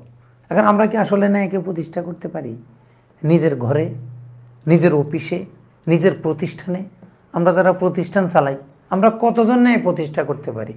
কাকে কোন পোস্টে নিয়োগ দিব, কাকে কয় টাকা বেতন দিব, এগুলো কি আমাদের কোনো নীতি নির্ধারণ আছে? ছাত্রদের কাছ থেকে আমরা টাকা পয়সা উঠে সব নিজেরা খেয়ে, ভর্তির টাকা প্রিন্সিপাল কমিটি ভাগ করে খেয়ে ফেলে, আর ছেলেটারে দারুণ নাজাতে দেয় আল্লাহ, ছেলেটারে বড় আলেম বানাও। এই অবৈধ পয়সার পোলা এ ভালো হবে কিভাবে? আমরা দোয়া করলে তো আপনার সন্তান তো দোয়া প্রুভড মানে কি? এটার মধ্যে কারো দোয়া লাগবে না, কারণ এটা হারামের সন্তান, হারাম পয়সায় লালিত পালিত এই সন্তান, এটা কিভাবে দোয়া পাবে? হ্যাঁ, আল্লাহ তাআলা কিছু ব্যতিক্রম ধর্মী করেন। আপনি আর কমিটি মিলে যে শিক্ষক নিয়োগ দেন, সেখান থেকে যে টাকা খান, ছাত্রদের কাছ থেকে ভর্তির টাকা নিয়ে আপনারা ভাগ করে খেয়ে ফেলেন, মাদ্রাসার কোনো প্রয়োজন আছে কিনা সেটা দেখেন না। এখানে কি এটা কি ন্যায় হলো? তাহলে আমরা আমাদের প্রতিষ্ঠানে ন্যায় বিচার প্রতিষ্ঠা করতে পারি না, আমরা আমাদের ঘরে ন্যায় বিচার করতে পারি না, স্ত্রীর সাথে আমরা সত্য কথা বলতে পারি না, সন্তানের সাথে সত্য কথা বলতে পারি না। ন্যায় এটা অনেক ব্যাপক শব্দ, এবং জীবনের প্রতিটি ক্ষেত্রে কুনু কাওয়ামিনা বিল কিসত, তোমরা ন্যায় বিচার প্রতিষ্ঠা করো, প্রত্যেকটা ক্ষেত্রে ন্যায় অন্যায় আছে, ডান বাম আছে। তোমরা ডানপন্থী হও, তোমরা ন্যায় প্রতিষ্ঠা করো। আমরা কিন্তু কি পারি না। এই জন্য আয়াতগুলো পড়ে পড়ে আমাদের মধ্যে বারবার চর্চা করা, পারার চর্চা করা উচিত। আমরা যেন আমাদের প্রতিষ্ঠানে, আমাদের ছাত্রদের মধ্যে, আমাদের কলিগদের মধ্যে, আমাদের অধীনস্থদের মধ্যে এবং আমার পরিবারের সন্তান সন্ততি সবার মধ্যে যেন আমরা ন্যায় প্রতিষ্ঠা করতে পারি। এজন্য বারবার চেষ্টা করা উচিত। নিজের প্রতিটি কাজে হাসিবু কবলান তো হাসাবো, তোমার হিসাব নেওয়ার আগে তোমার হিসাব তুমি নিজে নাও যে তুমি ন্যায় বিচার করতে পেরেছো কি পারোনি। এই জন্য কোনো কওয়ামিনা বিল কিসত, তোমরা ন্যায় বিচার প্রতিষ্ঠা করো। কোথায়? জীবনের প্রতিটি ক্ষেত্রে। এখন আমরা যারা রাজনীতি করি, আমাদের দেশে যে সকল মুসলমান ভাই রাজনীতি করেন, ন্যায় বিচার আছে? আমার দলের লোক হলে তার কোনো দোষ থাকে না, আর আমার দলের লোক না হলে তার দোষের অভাব নাই। বিরোধী দলের দৃষ্টিতে সরকারের ভালো কাজেরও কোনো ভালো ব্যাখ্যা নাই, সব খারাপ ব্যাখ্যা। সরকারি দলের চোখে বিরোধী দলের কোনো ভালো মানুষ নাই, সবটাই খারাপ। এটা কি ন্যায় হলো? কেন? যে বিরোধী দল তার মধ্যে ভালো নাই? সরকারি দল, সরকারের সব কাজ খারাপ? সরকারের সব কাজ কি খারাপ? বাজেট একটা করলে এটার বিরুদ্ধে বলতেই হবে। একটা ভালো দিক কই? আমরা তো কখনো শুনি না এই বাজেটের এটা ভালো দিক, এইভাবে কাউকে সমালোচনা করতে। সব সময় সরকারের বিরোধিতা করে বিরোধী দল, আর সরকার বিরোধিতা করে বিরোধী দলের। তো কি হলো? একজন আরেকজনের বিরোধিতাই করতেছে। যদি আমরা এই আয়াতের কাছে চলে আসতাম, ইয়া আইয়ুহাল্লাযীনা আমানু, ওয়ে মোমেন, তোমরা যারা রাজনীতি করো, বিভিন্ন বোর্ডে ইলেকশন করো, কোনো কাওয়ামিনা বিল কিসত, ন্যায়সঙ্গত কথা বলো। সরকারের বিরুদ্ধে বলবা, ন্যায়সঙ্গতভাবে বলো, ন্যায়সঙ্গতভাবে বলো। তোমার ক্ষতি করেছে এই জন্য সরকারের বিরুদ্ধে বলবা, এটা কি নিয়ম? তুমি সেটা কেন বলবা? বরং বলতে হবে মানুষের এই ক্ষতি হয়, জাতির এই ক্ষতি হয়, ধর্মের এই ক্ষতি হয়। এখন আমাকে সরকার আমার ক্ষতি করেছে, এই জন্য আমি সরকারের ভালো কাজেরও ভালো ব্যাখ্যা দিতে পারি না। তো তোমরা যখন সরকার হও তখন তোমরা তো এইভাবে লুটুপুটে দেশ খাও। দেশ খাও না কে? সবাই খাও। আমরাই শুধু যারা সরকার হই না, সরকারি বা এই ধরনের রাজনীতি করি না, আল্লাহ আমাদেরকে এগুলো থেকে হেফাজতে রেখেছেন। মানে আমরাও যদি আবার ওই লাইনে যাইতাম কতটুকু ভালো থাকতাম আল্লাহ জানে। এই জন্য আমরা ওদিকে যাই না, এবং এটাকে আমরা পছন্দও করি না, একেবারেই পছন্দ করি না। কুনু কাওয়ামিনা বিল কিসত, তোমরা ন্যায় বিচার ন্যায়কে প্রতিষ্ঠা করো জীবনের প্রতিটি ক্ষেত্রে। শুহাদা আলিল্লাহ, এটা হলো খবরে কানা সানি। শুহাদা আলিল্লাহ, আল্লাহর জন্য সাক্ষ্য হয়ে যাও। প্রতিটি ক্ষেত্রে আল্লাহর জন্য সাক্ষ্য হয়ে যাও। অর্থ কি? সত্যের সাক্ষ্য হও, মিথ্যার সাক্ষ্য দিবে না, সত্যের সাক্ষ্য হও। এখন আমাদের সমাজে, আমাদের দেশে সত্যের সাক্ষ্য আছে? উকিল, অ্যাডভোকেট, ব্যারিস্টার, ওনারা কি করে? কেউ কি সত্যের সাক্ষ্য দেয়? ওনাকে তো টাকাই দেওয়া হয়েছে মিথ্যাকে সত্য বানানোর জন্য। উনি কিভাবে মিথ্যাকে মিথ্যা বলবে? এজন্য অ্যাডভোকেট, ব্যারিস্টার, এই ধরনের পেশা আদৌ বৈধ কিনা এটা আমাদেরকে তামরিন করা দরকার। যারা অবৈধকে বৈধ করার জন্য ব্যারিস্টার হয়, অবৈধকে বৈধ করার জন্য এই ধরনের পদ গ্রহণ করে, এদের তো সারা জীবনের সকল উপার্জন হারাম, সকল উপার্জন হারাম। কারণ তার কাজই তো অবৈধকে বৈধ করা, অবৈধকে বৈধ করা, বৈধকে অবৈধ করা। এখন আমি মুসলমান হিসাবে আমার করণীয় কি? আপনি কোন রাজনৈতিক দল করবেন সেটা তো আপনার সিদ্ধান্তের বিষয়, কিন্তু কোরআন আপনাকে কোনটা নিতে বলে? শুহাদা আলিল্লাহ, তোমরা সত্যের সাক্ষ্য হয়ে যাও, সত্য সাক্ষ্য দেন। বিরোধী দলের মধ্যে যদি ভালো একটা লোক থাকে, আপনি কি তাকে আপনার দলের কোথাও দায়িত্ব দিতে পারেন না? বিরোধী দলের মধ্যে যে একটা যোগ্য লোক থাকে, তাকে কি কাছে টানা যায় না? পৃথিবীর কোনো দেশে কি এগুলার নজির নাই? আর সরকারের যদি কোনো ভালো দিক থাকে, ওটাকে বলে কি সরকারকে একটু খুশি রাখা যায় না? সরকারের সব কাজ কি খারাপ? সরকার শুধু টাকাই মারে, আপনাদেরকে কিচ্ছু দেয় না। আর বিরোধী দল শুধু টাকাই মারছে, এই দেশে কিচ্ছু করে নাই। এখন আসলে আমাদের কারো মধ্যে ইনসাফ আদালত নাই। আমরা যখন নৌকা উঠি, এক পাশ যখন বেশি কাত হয়ে যায়, আরেক পাশে কিন্তু ব্যালেন্স ধরে রাখা যায় না, তখন কিন্তু ওটা সহ পড়ে যায়। বিষয়টা কিন্তু এইরকম। এই জন্য আমরা একবারে মাইলানে আজিম হয়ে যাই, এটা যেন আমরা না করি। শুহাদা আলিল্লাহ, তোমরা সত্যের সাক্ষ্য হয়ে যাও। ওয়ালাউ আলা আনফুসিকুম, যদিও সত্য কথাটা তোমার বিরোধী হয়ে যায়, যদিও সত্য কথা বললে তোমার দলের লোক ফেসে যায়, তারপরও সত্য কথা বলো। যদিও সত্য কথা বললে তোমার রাজনৈতিক দলের ক্ষতি হবে, তারপরেও সত্য কথা বলো। যদি তুমি মুসলমান হয়ে থাকো তোমাকে সত্য বলতে হবে। ওয়ালাউ আলা আনফুসিকুম, তোমাদের বিরুদ্ধে গেল তোমরা সত্য বলো। আবিল ওয়ালিদাইন, যদি ওয়ালিদাইন তোমাদের মা বাবার বিরুদ্ধে গেলেও সত্য বলো। ওয়াল আকরাবিন, তোমার আত্মীয় স্বজনের বিরুদ্ধে গেলেও সত্য বলো। তাহলে এখন কি হচ্ছে আমাদের সমাজে? উল্টাটা হচ্ছে যে আমাদের বিরুদ্ধে হলে সব সঠিক, যেভাবে বললে সঠিক হবে সেভাবে বলতে হবে, কারণ আমাদের বিরুদ্ধে চলে যায়। আর আমাদের পক্ষে আসলে যেভাবে বললে পক্ষে আসবে সে বলতে হবে, যদিও বা ঠিক। এখন সেটাই হচ্ছে আমাদের সমাজে। এজন্য কোরআন আমরা যদি একটু বুঝে পড়তাম যে আসলে কোরআনের নির্দেশনাগুলো, এই যে সমাজবিজ্ঞান আমাদের সমাজে, দেখেন এটা তো সমাজবিজ্ঞান। একজন মানুষ সে কীভাবে সামাজিক হবে, তার সামাজিক অধিকারগুলো কোথায়, এখানে কোরআন স্পষ্ট করে দিয়েছে সমাজবিজ্ঞানকে, যে তুমি ন্যায়কে প্রতিষ্ঠা করো তোমার সমাজ সুন্দর হবে, সত্য সাক্ষ্য দাও তোমার সমাজ সুন্দর হবে। যদিও নিজের বিপক্ষে যায়, মা বাবার বিপক্ষে যায়, তোমার আত্মীয় স্বজন, তোমার নিজের দল, নিজের এলাকা, নিজের লোক বিপক্ষে যায়, তারপর তুমি সত্য সাক্ষ্য। এখন সত্য সাক্ষ্য কোথাও নাই। নিজের দল, নিজেরটা এমন হয়ে গেছে, আমার দলের লোক মাথা ফাটাইলেও অন্য দলের লোক মানে কি আর বলবে এগুলো। এখন আমাদের কোনো ন্যায় অন্যায়ের হিতাহিত জ্ঞান সেটা আস্তে আস্তে লোপ পাচ্ছে। কেন? কোরআনের এই বিধানগুলো না থাকার কারণে।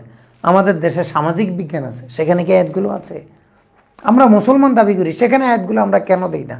যে কোরআনের কোথায় কোথায় সামাজিক বিজ্ঞান আছে, কোরআনের কোথায় কোথায় সমাজের কথা আছে, সমাজ বিনির্মাণের কথা আছে। কোরআনের চাইতে ভালো কথা কি কিছু পৃথিবীর কোনো পণ্ডিত অদ্যাবধি বলতে পেরেছে? এই সকল পণ্ডিতদের কথা এনে লাভ কি? এই শিক্ষা দিয়ে জাতির কি শিক্ষা হবে যদি কোরআনের শিক্ষা সেখানে না থাকে?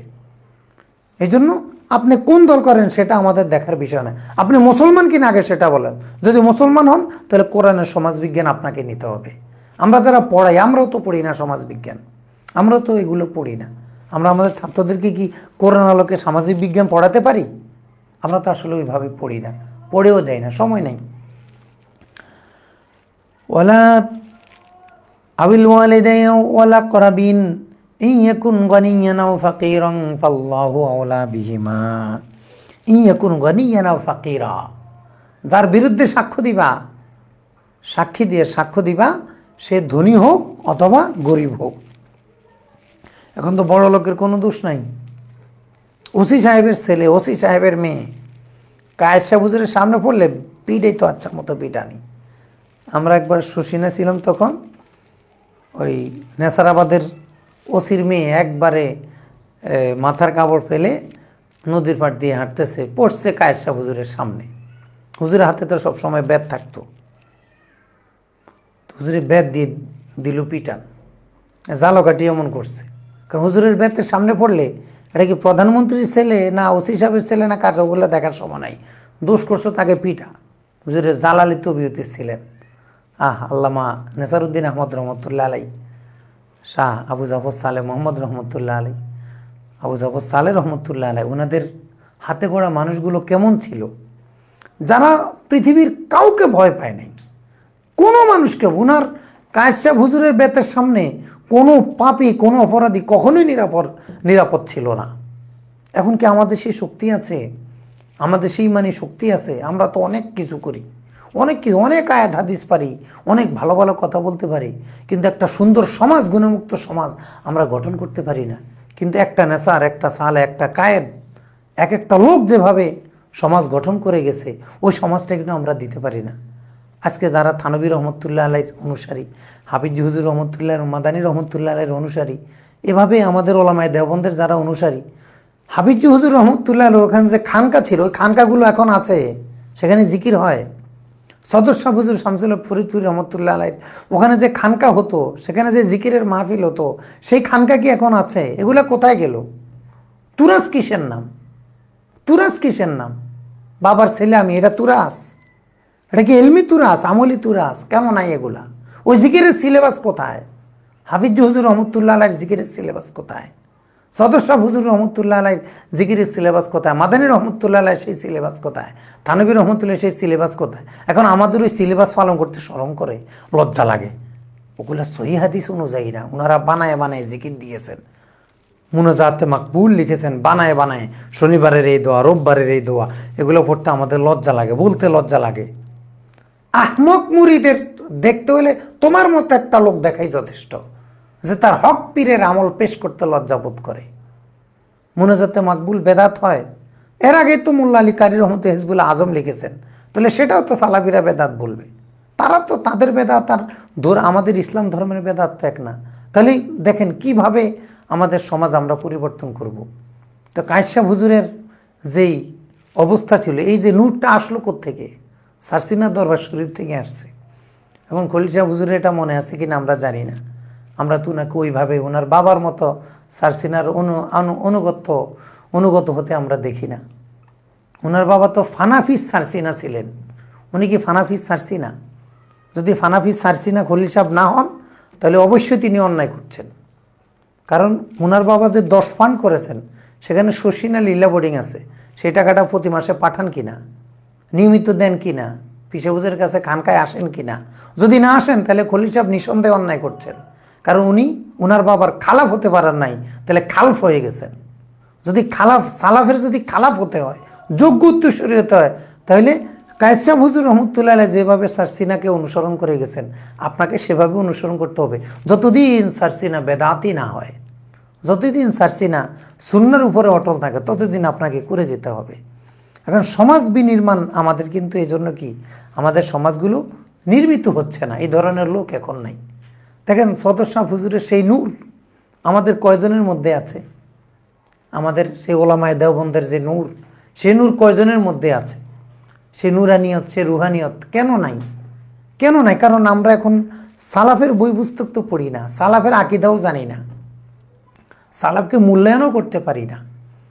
আর আমাদের মধ্যে তো আমাদের দেশের যারা কওমি মাদ্রাসার যে সকল ছাত্র ভাইরা আছেন, ওনাদের কাছে তো আমার তো বোধহয় মনে হয়েছে ইবনে হাজার আসকালানির চাইতে বাংলাদেশে কিছু কিছু আলেম ওনার কাছে অনেক বড় মনে হয়। শুনেন, বাবার এমন সুনাম করতে নাই যে দাদার বদনাম লাজেম আসে, তাহলে এটা বেয়াদবি। আপনার মুরব্বীকে এত বড় বানাবেন না যে মুরব্বীর মুরব্বী ছোট হয়ে যায়। আপনার উস্তাদের এমন সম্মান বলে দিলেন যে ইবনে হাজার আসকালানি বোধ হয়েছে কোন এলাকার হাফেজ সাহেব ছিল। ওনারা তো সম্মান আমাদের জেহেনে ওইভাবে আসে না। এতে কি হচ্ছে, আমাদের কওমি মাদ্রাসার ছাত্ররা নজদির টাইমে আকীদাকে ঘৃণা করছে না। মিলাদ ক্যাম্পকে যে পরিমাণ ঘৃণা করে, ছাড়ো, মিলাদ ক্যাম্পকে যে পরিমাণ ঘৃণা করে, নজদির টাইমে আকীদাকে এইভাবে ঘৃণা করে না। এটার জন্য দায়িত্ব আমাদের এই সকল ওলামায়ে কেরাম। কাকে কতটুকু বলতে হবে, আনজিলিন নাসা মানাজিলাহ। আমরা ইনজাল এইভাবে মানুষকে যথাযথ মর্যাদা দিতে পারি না, এতে আমাদের প্রজন্মগুলো নষ্ট হচ্ছে। এজন্য সমাজ যদি নির্মাণ করতে হয়, তাহলে সালাফকে অটুটভাবে আমাদের খালাফের কাছে, আমাদের প্রজন্মের কাছে পেশ করতে হবে। জাহেদ আল কাউসারির আকীদা কয়জনে চিনে? কতটা কওমি মাদ্রাসার ছাত্র ইমাম জাহেদ আল কাউসারি কি চিনে? ইবনে তাইমিয়ার আকীদাগুলো যে খারাপ, কি কি খারাপ, এটা কয়জনে জানে? মোহাম্মদ বিন আব্দুল ওয়াহাব নজদির আকীদা যে খারেজি আকীদা, কওমি মাদ্রাসা যারা আকায়েদে নসবী পড়ান, ওনাদের কয়জন এই সম্পর্কে পড়াশোনা করছে?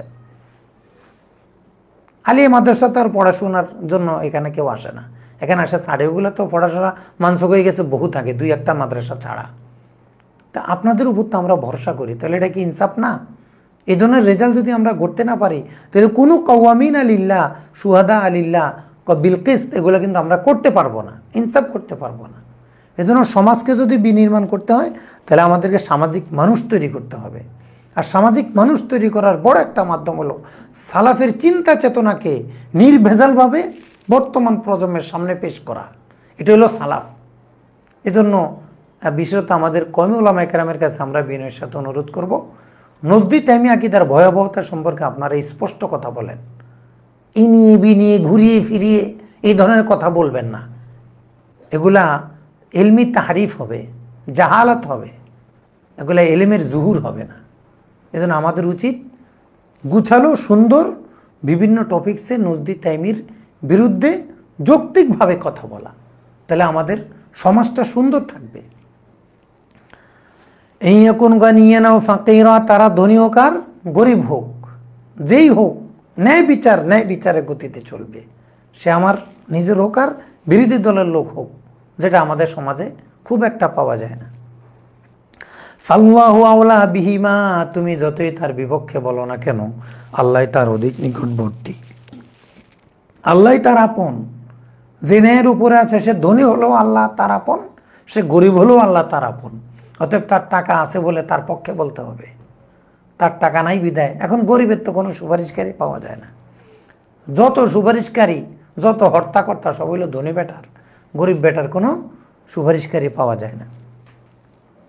ফালা তাত্তাবিউল হাওয়া আন তা'দিলু, ন্যায় বিচার করতে তোমরা কখনো নিজের নফসের অনুসারী হবে না। লা তাত্তাবিউ, তোমরা অনুসরণ করবে না আল হাওয়া, তোমাদের নফসের সত্যের সাক্ষ্য দিতে।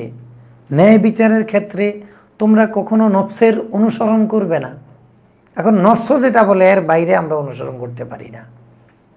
এই জন্য আমাদের উচিত কি, কোরআনগুলো আমার জীবনে বাস্তবায়ন করা, আমার সামর্থ্য সুযোগ অনুযায়ী, আমার সমাজ, আমার প্রতিষ্ঠান। ন্যায় বিচারের ক্ষেত্রে তোমরা আনতা দিলু, ন্যায় বিচারের ক্ষেত্রে তোমরা কখনো তোমাদের নফসের কুপ্রবৃত্তির অনুসরণ করো না। ওয়াইন তালবু লাওয়া ইয়ালবি লাইয়ান, তো কি জিহ্বাকে ঘুরিয়ে ফিরিয়ে মুড়িয়ে বলা, পেঁচিয়ে বলা।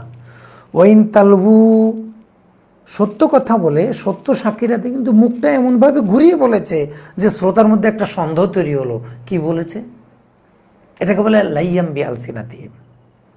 ওয়াইন তালবু, যদি তারা ঘুরিয়ে ফিরিয়ে বলে, পেঁচায় পেঁচায় বলে, আও তুরিদু, অথবা সত্য সাক্ষ্য আদায় থেকে বিমুখ হয়ে যায়, ফাইন্নাল্লাহা কানা বিমা তা'মালুনা খাবীরা, আল্লাহ তাআলা তোমরা যেই ধরনের আচরণ করো না কেন সব কিছু সম্পর্কে আল্লাহ তাআলা পুঙ্খানুরূপে খবর রাখেন।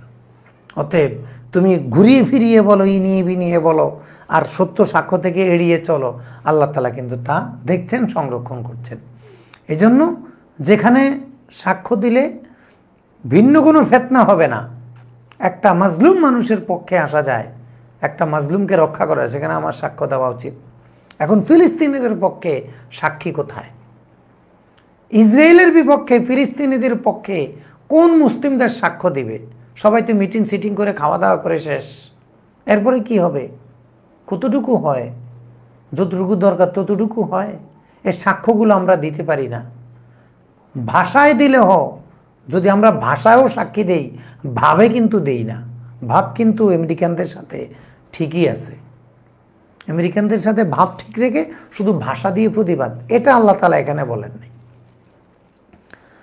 ফাইন্নাল্লাহা কানা বিমা তা'মালুনা খাবীরা ইয়া আইয়ুহাল্লাযীনা আমানু আমিনু, হে ঈমানদারগণ তোমরা ঈমানের উপর ইস্তেকামাত থাকো। তোমরা যারা আহলে সুন্নাহ ওয়াল জামাতের অনুসারী হয়েছো, তোমরা নজদি তাইমি আকীদার বিরুদ্ধে নিয়মিত যৌক্তিকভাবে দলিল সহ বলতে থাকো, যেটা সাইদ ফুদা করেন, হামজা বিক্রি করেন, ওলামায়ে আজহার করেন, ওলামায়ে সুদান সিরিয়া করেন, তোমরা এগুলা করো। ইয়া আইয়ুহাল্লাযীনা আমানু আমিনু, ওই ঈমানদারগণ তোমরা ঈমানের উপর ইস্তেকামাত থাকো, আহলে সুন্নাহ ওয়াল জামাতের আকীদার উপর ইস্তেকামাত থাকো।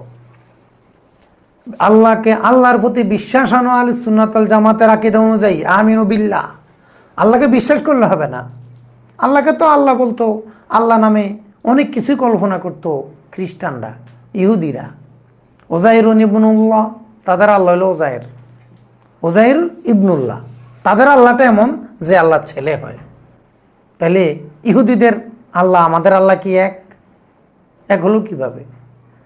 ওই মক্কার কুরাইশদেরও আল্লাহ ছিল, মান খালাকাস সামাওয়াতি ওয়াল আরদা লায়াকুলুন্নাল্লাহ, আসমান জমিন কে সৃষ্টি করেছে? আল্লাহ। তবে আল্লাহর অবস্থা কেমন? এই মূর্তিগুলো আল্লাহর কাছে নিয়ে যায়, তাদের আল্লাহ এমন যে মূর্তি আবাদত করলে হ্যাঁ গো আল্লাহ খুশি হয়। তা আমাদের আল্লাহ, কুরাইশদের আল্লাহ এক? এই আয়াতগুলো অনেকে বিকৃত করে। আমরা এই যেহেতু আয়াত আসে ইনশাআল্লাহ তখন এই আয়াত সম্পর্কে কথা বলব। তোমরা আল্লাহ সম্পর্কে আকীদা পোষণ করো আহলে সুন্নাত ওয়াল জামাতের আকীদা অনুযায়ী। তোমার মন মতো আকীদা বানায় বলবা না। ওর ডক্টর জাকারিয়া স্যারের মতো, মরহুম আব্দুল্লাহ জাহাঙ্গীর স্যারের মতো পড়াশোনা ছাড়া আকীদা নিয়ে কথা বলতো। পড়াশোনা না, আকীদার উপরে 2 কলমও পড়ে না, আর বই একটা লিখে ফেলায়। আর বাঙালি তো অধিকাংশ আমরা জাহেল, বই মোটা বই দেখলে আমরা মনে করি অনেক বড় আলেমে হাম তমতাম। আসলে আকীদা নিয়ে কার কাছে পড়ছে? আকীদা নিয়ে তো আগে পড়তে হবে, আহলে সুন্নাহ চিনতে হবে, এরপরে না সুন্নি হয়। সুন্নতের খবর নাই, এর নাম হলো সুন্নি। আল্লাহ সম্পর্কে আহলে সুন্নাহ ওয়াল জামাতের আকীদা অনুযায়ী তোমরা আকীদা পোষণ করো। ওয়া রাসূলিহি, আল্লাহর রাসূলের ব্যাপারে আহলে সুন্নাহ ওয়াল জামাতের আকীদা অনুযায়ী আকীদা বিশ্বাস ঠিক করো। সালাফিরা বলে আল্লাহর রাসূলের মাটিতে খেয়ে ফেলেছে। নজদির যত প্রেতাত্মা আছে সকল প্রেতাত্মার আকীদা হলো রাসূল সাল্লাল্লাহু আলাইহি সাল্লামকে জমিনে খেয়ে ফেলেছে প্রেতাত্মাদের আকীদা। এই প্রেতাত্মার সাথে এখন আমরা বেদাতের সংখ্যা মিলাই দিচ্ছি। আহমক সুন্নি তুমি, আহমক হানাফি তুমি, আহমক তুমি, আহমক। জানোই না তোমার অ্যাড্রেস কোথায় মিলাতে হবে। মুতাল্লেক কার সাথে এটা ঠিক করবে না? এক মুতাল্লেকের কারণেই তো জুমলার অর্থ পরিবর্তন হয়ে যায়। তাহলে তারা রসুলের ব্যাপারে কি আকীদা পোষণ করে? কি আকীদা পোষণ করে? রসুলকে খেয়ে ফেলেছে। রসুল সাল্লাল্লাহু আলাইহি ওয়াসাল্লাম সম্মান দেয় তারা? কি সম্মান দেয়? এখনো তো দেখা যায় রওজা শরীফের পাশে তারা ডিউটি করে। আদবের সাথে ডিউটি করা যায় না? আগের গুলার সাহেব বর্তমান গুলা কেমন হয়ে যাইতেছে, দিন দিন কেমন হয়ে যাইতেছে। রওজা শরীফের চারপাশকে বাজার বানাই ফেলছে। নিয়ন্ত্রণ করা যায় না? এগুলা কি থামানো যায় না? কোনোভাবেই থামানো যায় না। ওখানে লেখা আছে তো লা তারবু আসওয়াতাকুম ফাওকা সাওতিন নবী। তো নবীজি সাল্লাল্লাহু আলাইহি ওয়াসাল্লামের চেহারা মোবারককে তুমি পেছনে দিয়ে তুমি কিভাবে বলতেছো ইয়া হাজিরো ইয়া হাজিরো? বেয়াদব কোথাকার। তোমার ঈমান নসিব হবে না, অবশ্যই নিঃসন্দেহে তোমার ঈমান নসিব হবে না। কারণ গোস্তাকে রেসালত যারা করে এদের কখনো আল্লাহ তাআলা ঈমানের দৌলত দেন না এদেরকে। এজন্য ওই ব্যক্তির আকীদা হলো নবীজিকে তো খেয়ে ফেলেছে, এখানে আবার লাতার হওয়ার দরকারটা কি? এটার আমলের দরকারটা কি? এই জন্য তারা ওখানে রওজা শরীফকে পেছনে দিয়ে কলিজা কাঁপে না। বেয়াদবের শেষ মাথায় পৌঁছে গেলে এরপরে বেঈমান হয়। আমরা তো নিয়ন্ত্রিত সিলসিলার লোক, এজন্য ইনব্যালেন্স কথা বলতে পারি না। অন্যরা ঠিক মতোই বলে, একবারে ভালো মতো বলে দেয়। তাহলে রসুল সাল্লাল্লাহু আলাইহি ওয়াসাল্লামের প্রতি ঈমান আনতে হবে। কাদের আকীদা? খারিজিদের মতো রসুলকে বিশ্বাস করলে হবে, মুতাজিলাদের মতো বিশ্বাস করলে হবে, শিয়াদের মতো বিশ্বাস করলে হবে। আহলে সুন্নাহ ওয়াল জামাতের মতো তুমি আল্লাহ রসুলের প্রতি ঈমান আনো। যে কোনো ঈমান আনলে তুমি আহলে সুন্নাহ ওয়াল জামাতের অনুসারী হতে পারবা না। আর পড়াশোনা নাই তাহলে জমহুরের কথা মানো, জমহুরের দুই একটা কাউল পড়ো। শুধু সালাফিদের বই, বাংলাদেশে কিছু আকীদার কোর্স আছে, ওখানে ইবনে তাইমিয়ার আকীদা পড়ায়। কি আকীদাটা উনি পড়ছেন? ইবনে তাইমিয়ার আকীদা পড়ায়, আকীদার কোর্সে। মানে কোন ভাষা যে ওনাদেরকে উচ্চারণ করব অভিধান খুঁজে অ্যাপ্রোপ্রিয়েট শব্দ পাই না। ওয়াল কিতাবিল্লাযী নাযালা আলা রাসূলিহি, রাসূল সাল্লাল্লাহু আলাইহি ওয়াসাল্লামের উপর যে কিতাব নাজিল করেছেন, কোরআন নাজিল করেছেন, সেই কোরআনের প্রতি তোমরা ঈমান আনো। কোরআনের প্রতি ঈমান আনো। কোরআনের যে আয়াত মুতাশাবিহাত আছে, আয়াত সিফাত আছে, ওই আয়াত সিফাতগুলোকে তোমরা আহলে সুন্নাত ওয়াল জামাতের মতো ঈমান আনো। সেগুলোর ঈমান কি? আমি রুহা কামা জাত, যেভাবে আছে সেভাবে পড়ে চলে যাও। এগুলা তাবিলের মধ্যে তোমরা ঢুকে যাবে। এখন তাবিল করার আর রহমান ওয়ালা আরশে ইস্তাওয়া, আমরা যখন চেয়ারে বসি আল্লাহ আরশে বসে, নাউজুবিল্লাহ। এই ডক্টর জাকারিয়া স্যার বিশাল থিসিস লিখছে, 1800-2000 পৃষ্ঠা। দয়া আল্লাহ তাআলা আরশে বসে, এলো ওনার আকীদা। মানে কথায় কথায় সহিহ হাদিস বলে, আর এই নষ্ট পচা এই জাহান্নামী মুজাসসিমা মুশাব্বিহা আকীদাকে প্রতিষ্ঠা করার জন্য ওনার বইতে কি পরিমাণ মানে বাজে হাদিস নিয়ে আসছে। আপনারা কি ইয়ার আমাদের এটা কি নাম, ইয়া ভাইয়ের নাম, আরে ওনার নামটা ভুলে গেলাম, এর আগে লাভবাহিক বিডি।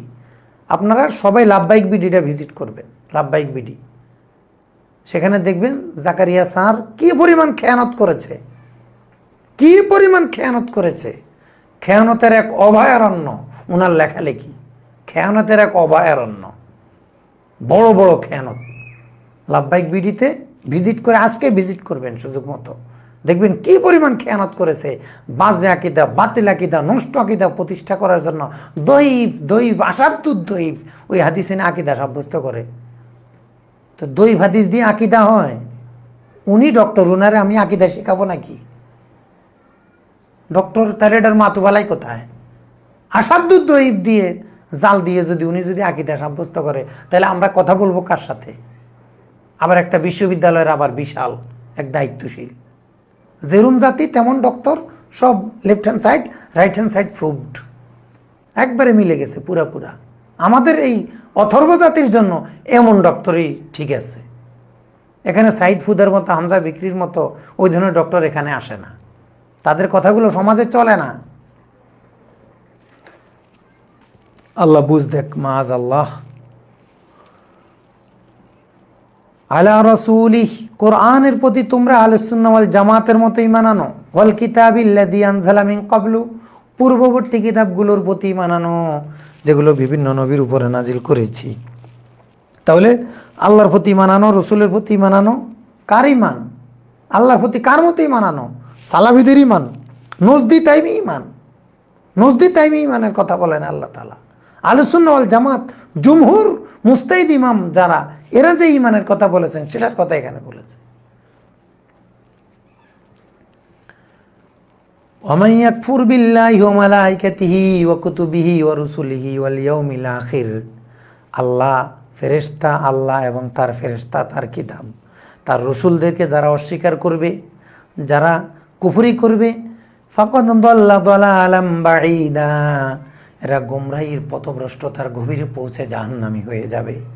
যদি ঈমানের যেই বিষয়ের মাধ্যমে মোমেন হয় এর কোনো একটাকে যদি অস্বীকার করে তাহলে সেগুলো দিয়ে কাফের হয়। এখন আমরা কথায় কথায় কাফের বলে দিই, কথায় কথায় কাফের, কিছুতে কিছু হইলে কাফের। সেটা না, যেই বিষয়ের মাধ্যমে মোমেন হয় ওগুলোকে অস্বীকার করলেই একমাত্র কি হয়? কাফের হয়। এছাড়া কাফের হয় না, এছাড়া মোমেন হয় না। তখন দালালাম বাঈদা, গোমরাহি পথভ্রষ্টতার গভীরে পৌঁছে যাবে। ইন্নাল্লাযীনা আমানু সুম্মা কাফারু, নিশ্চয় যারা ঈমান এনেছিল ইহুদিরা, সুম্মা কাফারু, আবার তারা কুফরি করেছে গোবৎস পূজার মাধ্যমে। মুসা আলাইহিস সালামের প্রতি ঈমান এনেছে, আবার গরুর বাচ্চার প্রতি ঈমান এনেছে, বাছুরের প্রতি ঈমান এনেছে, তাহলে কাফের হয়ে গেছে। সুম্মা মানু, এরপরে তাদের প্রজন্মরা, তারপরে এরপরে তারা আবার কি করলো? ঈমান আনলো, ভালো হয়ে গেল। সুম্মা কাফারু, তারপরে তাদের পরবর্তী প্রজন্মরা ঈসা আলাইহিস সালামকে অস্বীকার করলো, কাফের হয়ে গেল। সুম্মাজদাদু কুফরান, সেই প্রজন্ম আসতে আসতে আসতে রসুল সাল্লাল্লাহু আলাইহি সাল্লামের যুগের ইহুদি খ্রিস্টানরা রসুল সাল্লাল্লাহু আলাইহি সাল্লামকে অস্বীকার করার মাধ্যমে তাদের পুরনো কুফুরিকে আবার বৃদ্ধি করেছে। সুম্মাজদাদু কুফরান, আগের কুফুরির সাথে নবী মুহাম্মদ সাল্লাল্লাহু আলাইহি সাল্লামকে অস্বীকার করে তাদের কুফুরিকে তারা বৃদ্ধি করেছে। ফাজাইলে ইয়াহুদি, আমাদের ডক্টর জাকারিয়া স্যার সহ এই ঘোমটা গ্রুপ যারা আছেন, এই ঘোমটা মৌলবীদেরকে এগুলো একটু, ওনারা কি এগুলো পড়ে না, না বুঝে না, নাকি আসলে আল্লাহই জানে। সুম্মাজদাদু কুফরান, কুফরকে বৃদ্ধি করেছে মুহাম্মদ সাল্লাল্লাহু আলাইহি সাল্লামকে অস্বীকার করার মাধ্যমে। লাম ইয়াকুনিল্লাহু লিয়াগফিরা লাহুম, এই কাফের হয়ে মারা যাওয়ার কারণে আল্লাহ কখনো এদেরকে ক্ষমা করবেন না। ওয়ালা লিয়াহদিয়াহুম সাবিলা, আল্লাহ তাআলা কখনো এদেরকে সত্য পথ দেখাবেন না, এরা কখনো জান্নাতে যাবে না। তাহলে আল্লাহ যারা এই অবস্থায় অটল থেকে মারা যাবে, অটল থাকবে, এদেরকে আল্লাহ তাআলা কখনো হেদায়েতও দিবেন না এবং এদেরকে আল্লাহ তাআলা ক্ষমাও করবেন না। মৃত্যুর আগে যদি কেউ তওবা করে, কিন্তু মৃত্যুর পরে গারগারা আসার আগ পর্যন্ত, যখন গারগারা শুরু হবে তখন আর এদের কোনো ক্ষমা নেই, মুক্তি নেই। বাশশিরিল মুনাফিকিনা বিআন্না লাহুম আযাবান আলীমা, মুনাফিক, আল্লাহ তাআলা এখানে কাফেরের আলোচনা করেছেন, এরপরে মুনাফিকের কথা বলে, অর্থাৎ এই মুনাফিকরা কাফের। এই মুনাফিকরা কি? কাফের, যারা মুখে ইসলাম আনে কিন্তু অন্তরে ইসলাম নাই। যারা অন্তরে ইসলাম নাই এরা কাফের। অন্তর যেহেতু দেখা যায় না, অতএব এর সাথে মুসলমানের আচরণ করতে হবে যেমনটি নবীজি করেছেন। বাশশিরিল মুনাফিকিনা, মুনাফিকদেরকে সুসংবাদ জানিয়ে দিন, বিআন্না লাহুম আযাবান আলীমা, মুনাফিকদের জন্য রয়েছে যন্ত্রণাদায়ক শাস্তি। এই সুসংবাদটা, এটা কি সুসংবাদ? এটি হলো মজা বোঝানোর জন্য, তাদের শাস্তিকে, কষ্টকে আরো বাড়ানোর জন্য। আল্লাযীনা ইয়াত্তাখিযুনাল কাফিরিনা আউলিয়া মিন দুনিল মুমিনিন, মুনাফিক এদের একটা বৈশিষ্ট্য কি? ইয়াত্তাখিযুনাল কাফিরিনা, তারা কাফেরদেরকে গ্রহণ করে, আউলিয়া, বন্ধুরূপে, মিন দুনিল মুমিনিন, মুমিনদেরকে বাদ দিয়ে। মুনাফিকরা কাফের কেন? এরা মুমিনকে বাদ দিয়ে কাফেরকে বন্ধুরূপে গ্রহণ করে। আজকে আমাদের রাজনৈতিক শক্তিগুলো কি করছে? আলেম ওলামাকে বাদ দিয়ে যখন আমরা ইহুদি খ্রিস্টানকে আমাদের পরামর্শদাতা বানাবো, তাহলে তো আমাদেরকে তারা কুফরে পরামর্শ দিবে। এই দেশের আলেম ওলামা থাকতে অন্যের কাছে আমরা পরামর্শের জন্য যাব কেন? মুসলমান হিসেবে আমাদের মুসলমানদেরকে বন্ধু বানানো উচিত ছিল। মুসলমান হিসেবে মুসলিম দেশের সাথে আমাদের বন্ধুত্ব বাড়ানো উচিত ছিল। আমরা যদি অমুসলিমদের সাথে বন্ধুত্ব বাড়াই তাহলে আমরা তো একসময় অমুসলিম হয়ে যাব। এই জন্য আল্লাহ তাআলা মুনাফিকদের বৈশিষ্ট্য, মুনাফিক কারা? এই কাফের মুনাফিক কারা?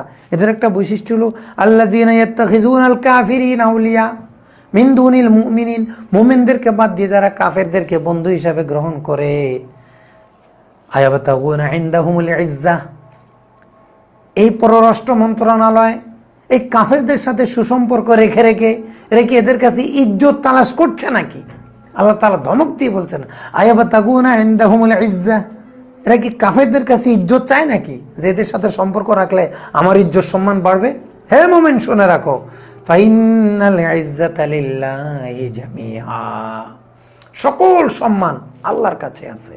অতএব তুমি যেই স্তরের মুসলমান হও না কেন, তোমার ক্ষমতা কম থাকুক আর বেশি থাকুক, যদি তোমাকে ইজ্জতওয়ালা হতে হয় তোমাকে আল্লাহর কাছে আসতে হবে, আল্লাহর কালামের কাছে আসতে হবে।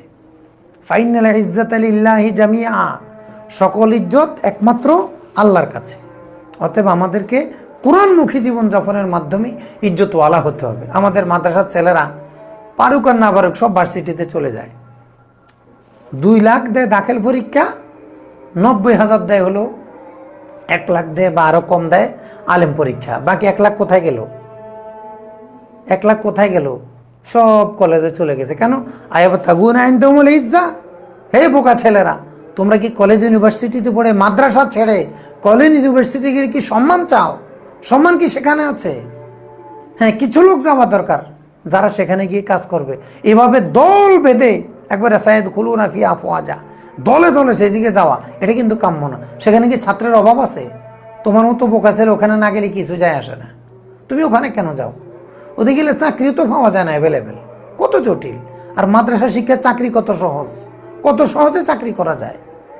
চাকরির খাত কত বেশি, আমরা ভালো শিক্ষক পাই না। আর তোমরা এদিকে গিয়ে খুব ইজ্জতওয়ালা হতে চাও, পাঞ্জাবি বদলায় শার্ট প্যান্ট পরে টাই পরে দাড়ি কেটে ইজ্জতওয়ালা হতে চাও। আয়াবতাগুনা ইনদাহুমুল ইজ্জাহ, আল্লাহ তাআলা কাফেরদেরকে কুফরি স্বভাবকে অর্থাৎ গুনাহের স্বভাবকে ইজ্জতের উসিলা বানাতে নিষেধ করেছেন। এখন মুসলমান আমরা কিন্তু সেটাই করছি, মাদ্রাসা শিক্ষা ছেড়ে আমরা জেনারেল শিক্ষার প্রতি ইজ্জতওয়ালা হওয়ার জন্য যাচ্ছি। মাআযাল্লাহ। আয়াবতাগুনা ইনদাহুমুল ইজ্জাহ ফাইনাল ইজ্জাতা লিল্লাহি জামিআ, কোরআন সুন্নাহর কাছে সকল ইজ্জত নিহিত, এখানেই আসো। তো অতএব তোমাকে যদি ইজ্জতওয়ালা হতে হয়, খায়রুকুম মান তাআল্লামাল কোরআনা ওয়া আল্লামাহু, সর্বোত্তম সবচেয়ে ডিগ্রি সবচেয়ে দামি মর্যাদাবান লোকটা যে কোরআন শিখায়। অতএব তোমাকে মাদ্রাসা শিক্ষার হক আদায় করে এরপরে তুমি যদি বিভিন্ন সার্টিফিকেট নিতে পারো, কিন্তু তোমার রং ঢং থাকতে হবে মাদ্রাসার, তোমার ভেতরটা সাজতে হবে মাদ্রাসা দিয়ে। আর কিছু তো ওদিকে গিয়ে তো একবারে লম্বা জামার পরিবর্তে একবারে জামাই থাকে না, গেঞ্জি একটা পরে আঁটে। কিরে আমরা তো শার্ট পরি, তুই গেঞ্জি ফরস কা? কামেকে পাঞ্জাবি পরে ওটা ব্যাকআপ দিতে হবে না? তুই তো ছোটোকালের তে শার্ট পরস, কিন্তু আমার শার্টও হবে না, গেঞ্জি গায়ে দিতে হবে ছোটো হাতাওয়ালা। এরপরে আরও যা যা আছে সেগুলো তো আর কোরআন ক্লাসে বলা যাবে না। ফাইনাল ইজ্জাতা লিল্লাহি জামিআ ওয়াকাদ নাযালা আলাইকুম ফিল কিতাবি আন ইযা সামি'তুম আয়াতিল্লাহি ইউকফারু বিহা ওয়া ইউস্তাহজাউ বিহা ফালা তাকউদু মাহুম। আমাদের দেশের সাংসদদেরকে আল্লাহ তাআলা বলছেন, যারা সংসদ সদস্য তাদেরকে কথা বলছেন আল্লাহ তাআলা। এখন তার ওই মজলিস নাই, এখন আছে সংসদ, এখন আছে সচিবালয়, এখন আছে রাষ্ট্রীয় কলকাঠি যেখানে নাড়ে, সেই জায়গার কথা। ওয়াকাদ নাযালা আলাইকুম ফিল কিতাব, আল্লাহ তাআলা কিতাব নাজিল করেছেন তোমাদের কাছে। ও কিতাব নাযালা আলাইকুম ফিল কিতাব, আল্লাহ তাআলা কোরআনের মধ্যে বিভিন্ন সূরা নাজিল করেছেন, বিভিন্ন সূরার মধ্যে তোমাদের জন্য বিভিন্ন বিষয়ে বর্ণনা করে দিয়েছেন। ফিল কিতাব, তোমাদের কাছে আল্লাহ তাআলা নাজিল করেছেন কোরআনের মধ্যে, অর্থাৎ কোরআনের মাধ্যমে তোমাদেরকে আল্লাহ তাআলা শিখাচ্ছেন, বলে দিচ্ছেন কি? আন ইযা সামি'তুম আয়াতিল্লাহ ইউকফারু বিহা, যখন তোমরা দেখবা আল্লাহর বিধানকে কুফরি করা হয়, অস্বীকার করা হয়, যে মজলিসে দেখবা আল্লাহর বিধানের সাথে কুফরি করা হয়, ওয়াইস্তাহজাউ বিহা, আল্লাহর বিধানকে নিয়ে ঠাট্টা মশকরা করা হয়, এমন কোনো বিধান আল্লাহর বিধানকে যদি ঠাট্টা মশকরা করে, আল্লাহর বিধানকে যদি কুফরি করে, ফালা তাকউদু মাহুম, তোমরা তাদের সাথে আর বসো না, সেখানে বসে থাকবে না। যদি বসে থাকতে হয় প্রতিবাদ করো, তাদেরকে বদলায় দাও। আর যদি বদলাইতে না পারো ওই মজলিসেই যাবা না। কারণ আমরা তো নির্বাচন একবারে নেয়ামত মনে করি। এখন এগুলো বলবেন কিভাবে? বলতে পারবেন সংসদে গিয়ে? বলে সাংসদগিরি থাকবে? আমাদের মুসলমানদের সংসদ কোরআন অনুযায়ী হবে, মুসলমানদের সংসদ কোরআন অনুযায়ী হবে। এটাই আমাদের নাগরিক দাবি, মুসলিম নাগরিক হিসেবে এটা আমাদের দাবি যে আমাদের সংসদ কোরআন অনুযায়ী চলবে। কোরআনের বিরুদ্ধে যদি কোনো সংসদে কথা বলা হয়, কোরআনের বিধানকে নিয়ে যদি ঠাট্টা করা হয়, তাহলে ওই সংসদে আর সাংসদ হওয়া জায়েজ নেই, ওই সংসদে আর যাওয়া যাবে না। যদি যাও তাহলে এগুলোকে বদলাও, বদলাতে না পারো যাইও না। এখন আপনি যাইতেছেন কি হিসাবে? বদলাতে পারবেন? বলতে পারবেন? আল্লাহ তো বলছেন ফালা তাকউদু মাহুম, এদের সাথে বসা যাবে না। ওই সময় কোরআনের আয়াত নাযিল হলে মুনাফিকরা এগুলো নিয়ে ঠাট্টা মশকরা করত। এই জন্য যারা কোরআনকে নিয়ে ঠাট্টা মশকরা করবে, রাসূল সাল্লাল্লাহু আলাইহি ওয়াসাল্লাম ঠাট্টা মশকরা করবে, এদের জন্য রাষ্ট্রীয় ব্যবস্থা যদি না নেয়, তাহলে সরকার প্রধান আল্লাহর দরবারে দায়ী হবে। যিনি সরকার প্রধান তিনি আল্লাহর দরবারে অবশ্যই দায়ী থাকবেন। এই জন্য আমরা যারা সাংসদ হচ্ছি, ভোট নিয়ে নিয়ে আমরা সংসদে যাচ্ছি, আমাদের উচিত কি আমাদের সংসদটা কোরআন বিরোধী কিছু যেন না হয়, কোরআনকে নিয়ে যেন সেখানে ঠাট্টা মশকরা করা না হয়। আর যদি হয়ে যায় তাহলে চলে আসতে হবে। যদি থাকতেই হয় তাহলে এটাকে ঘুরাই দিতে হবে, চেষ্টা চালায় যেতে হবে। কে চেষ্টা চালায়, কতটুকু পারি সেটা তো আমরাই যারটা ভালো জানি। ওয়াইস্তাহজাউ বিয়া, কোরআনের আয়াতের সাথে যদি ঠাট্টা মশকরা করা হয়, বিদ্রুপ করা হয়, ফালা তাকউদু মাহুম, তোমরা তাদের সাথে যেও না, তোমরা সেই সংসদে যেও না। এই জন্য আমরা নির্বাচনও দাঁড়াই না, সংসদেও যাই না, কারণ আমরা জানি আমরা এটা পরিবর্তন করতে পারবো না। অনেকে জিজ্ঞাসা করেন না আপনারা নির্বাচন করেন না কেন, স্যার সিনা রাজনীতি করে না কেন? এই কারণে করি না। আল্লাহ নিষেধ করেছেন ফালা তাকউদু মাহুম, যে সংসদে কোরআন বিরোধী কথা হবে সেখানে পার্লামেন্টারি সদস্য নিয়ে সাংসদ হয়ে যাওয়া যাবে না। এই জন্য আমরা যাই না। এখন যারা যায় ওনাদের ব্যাখ্যা ওনারা দিবে, আমাদের ওয়াজ আমরা করব, যারটা তার।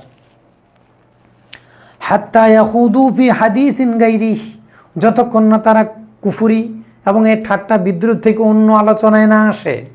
তাহলে রাষ্ট্রীয় কোনো আলোচনা হলে সেটা করা যাবে, কিন্তু যদি কোরআন বিরোধী হয়ে যায় সেখানে আর থাকা যাবে না, সেখান থেকে সাথে সাথে চলে আসতে হবে। এজন্য একজন সাংসদ তিনি যদি মুসলমান হন, সংসদে যদি কুফরি আলোচনা হয় তাহলে তিনি সাথে সাথে সেখান থেকে চলে আসতে হবে। যতক্ষণ না আবার স্বাভাবিক আলোচনা চলে আসে, কোরআন বিরোধী আলোচনা ছাড়া অন্য আলোচনা আসবে, তখন আবার বসতে পারবে। হাত্তা ইয়াখুদু ফি হাদিসিন গায়রি, অন্য কথা শুরু হওয়া পর্যন্ত চলে আসতে হবে। ইন্নাকুম ইদাম মিসলুহুম, ওই কুফরি আলোচনার সময়, ঠাট্টা বিদ্রুপের সময় তোমরা যদি থাকো তাহলে ইন্নাকুম মিসলুহুম, ইজাম মিসলুহুম, তাহলে তোমরা তাদের মতোই হয়ে যাবে। যারা ঠাট্টা করে তারা যেমন কাফের, তুমি বসে থেকে তুমিও কাফের। এই জন্য মুনাফিকদের মজলিসে বসা যাবে না। এই জন্য কোনো নাটক, কোনো গানের মজলিস সেখানে যাওয়া যাবে না, কারণ এগুলো সব যত পাপাচারের মজলিস আসে সব হইল কোরআনের কুফরির মজলিস। যত পাপাচারীর মজলিস আসে সব হইল কোরআনের কুফরির মজলিস। এগুলোতে যাওয়া যাবে না, বসা যাবে না। সিনেমা দেখা ওখানে যাওয়া যাবে না, ফালা তাকউদু মাহুম, এগুলো সব কুফরি। কেন? আল্লাহর বিধানকে লঙ্ঘন করা হচ্ছে। যদি তুমি সেখানে থাকো, আল্লাহর কুফরি হচ্ছে, কোরআনের আয়াতকে ঠাট্টা করা হচ্ছে, এরপরে যদি তোমার শরীর যে জ্বালাতন শুরু না হয়, মজলিস ত্যাগ না করো, বসে থাকো, ইজাম মিসলুহুম, তাহলে তুমি তাদের মতোই হয়ে গেলে। বাহ্যিকভাবে তো তাদের মতোই, মনেরটা তো আল্লাহর কাছে, আল্লাহ জানেন কার মনে কি আছে। ইন্নাল্লাহা জামিউল মুনাফিকিনা ওয়াল কাফিরিন ফি জাহান্নামা জামিআ, মুনাফিক এবং কাফের সবাইকে আল্লাহ তাআলা জাহান্নামে একত্রিত করে ফেলবেন। যারা নামধারী মুনাফিক, মুখে বলে মুসলমান, আমাদেরকে দেখায় মুসলমান, ভিতরে আসলে হইল এটা আস্তে একটা ইহুদি। উপরে উপরে দেখায় হানাফি মাযহাব, মানে ভিতরে হইল সালাফিয়ত, ভিতরে হইল নজদিয়াত তাইমি। এই যে ভিতরে উপরে একটা ভিতরে একটা হইল নেফাকের বৈশিষ্ট্য। কিন্তু জাহান্নামে যাবে কারা? যারা ভিতরে কাফের উপরে মুসলমান, এরা সবাই কাফেরদের সাথে একত্রে জাহান্নামে থাকে। আমাদের সময় গেছে।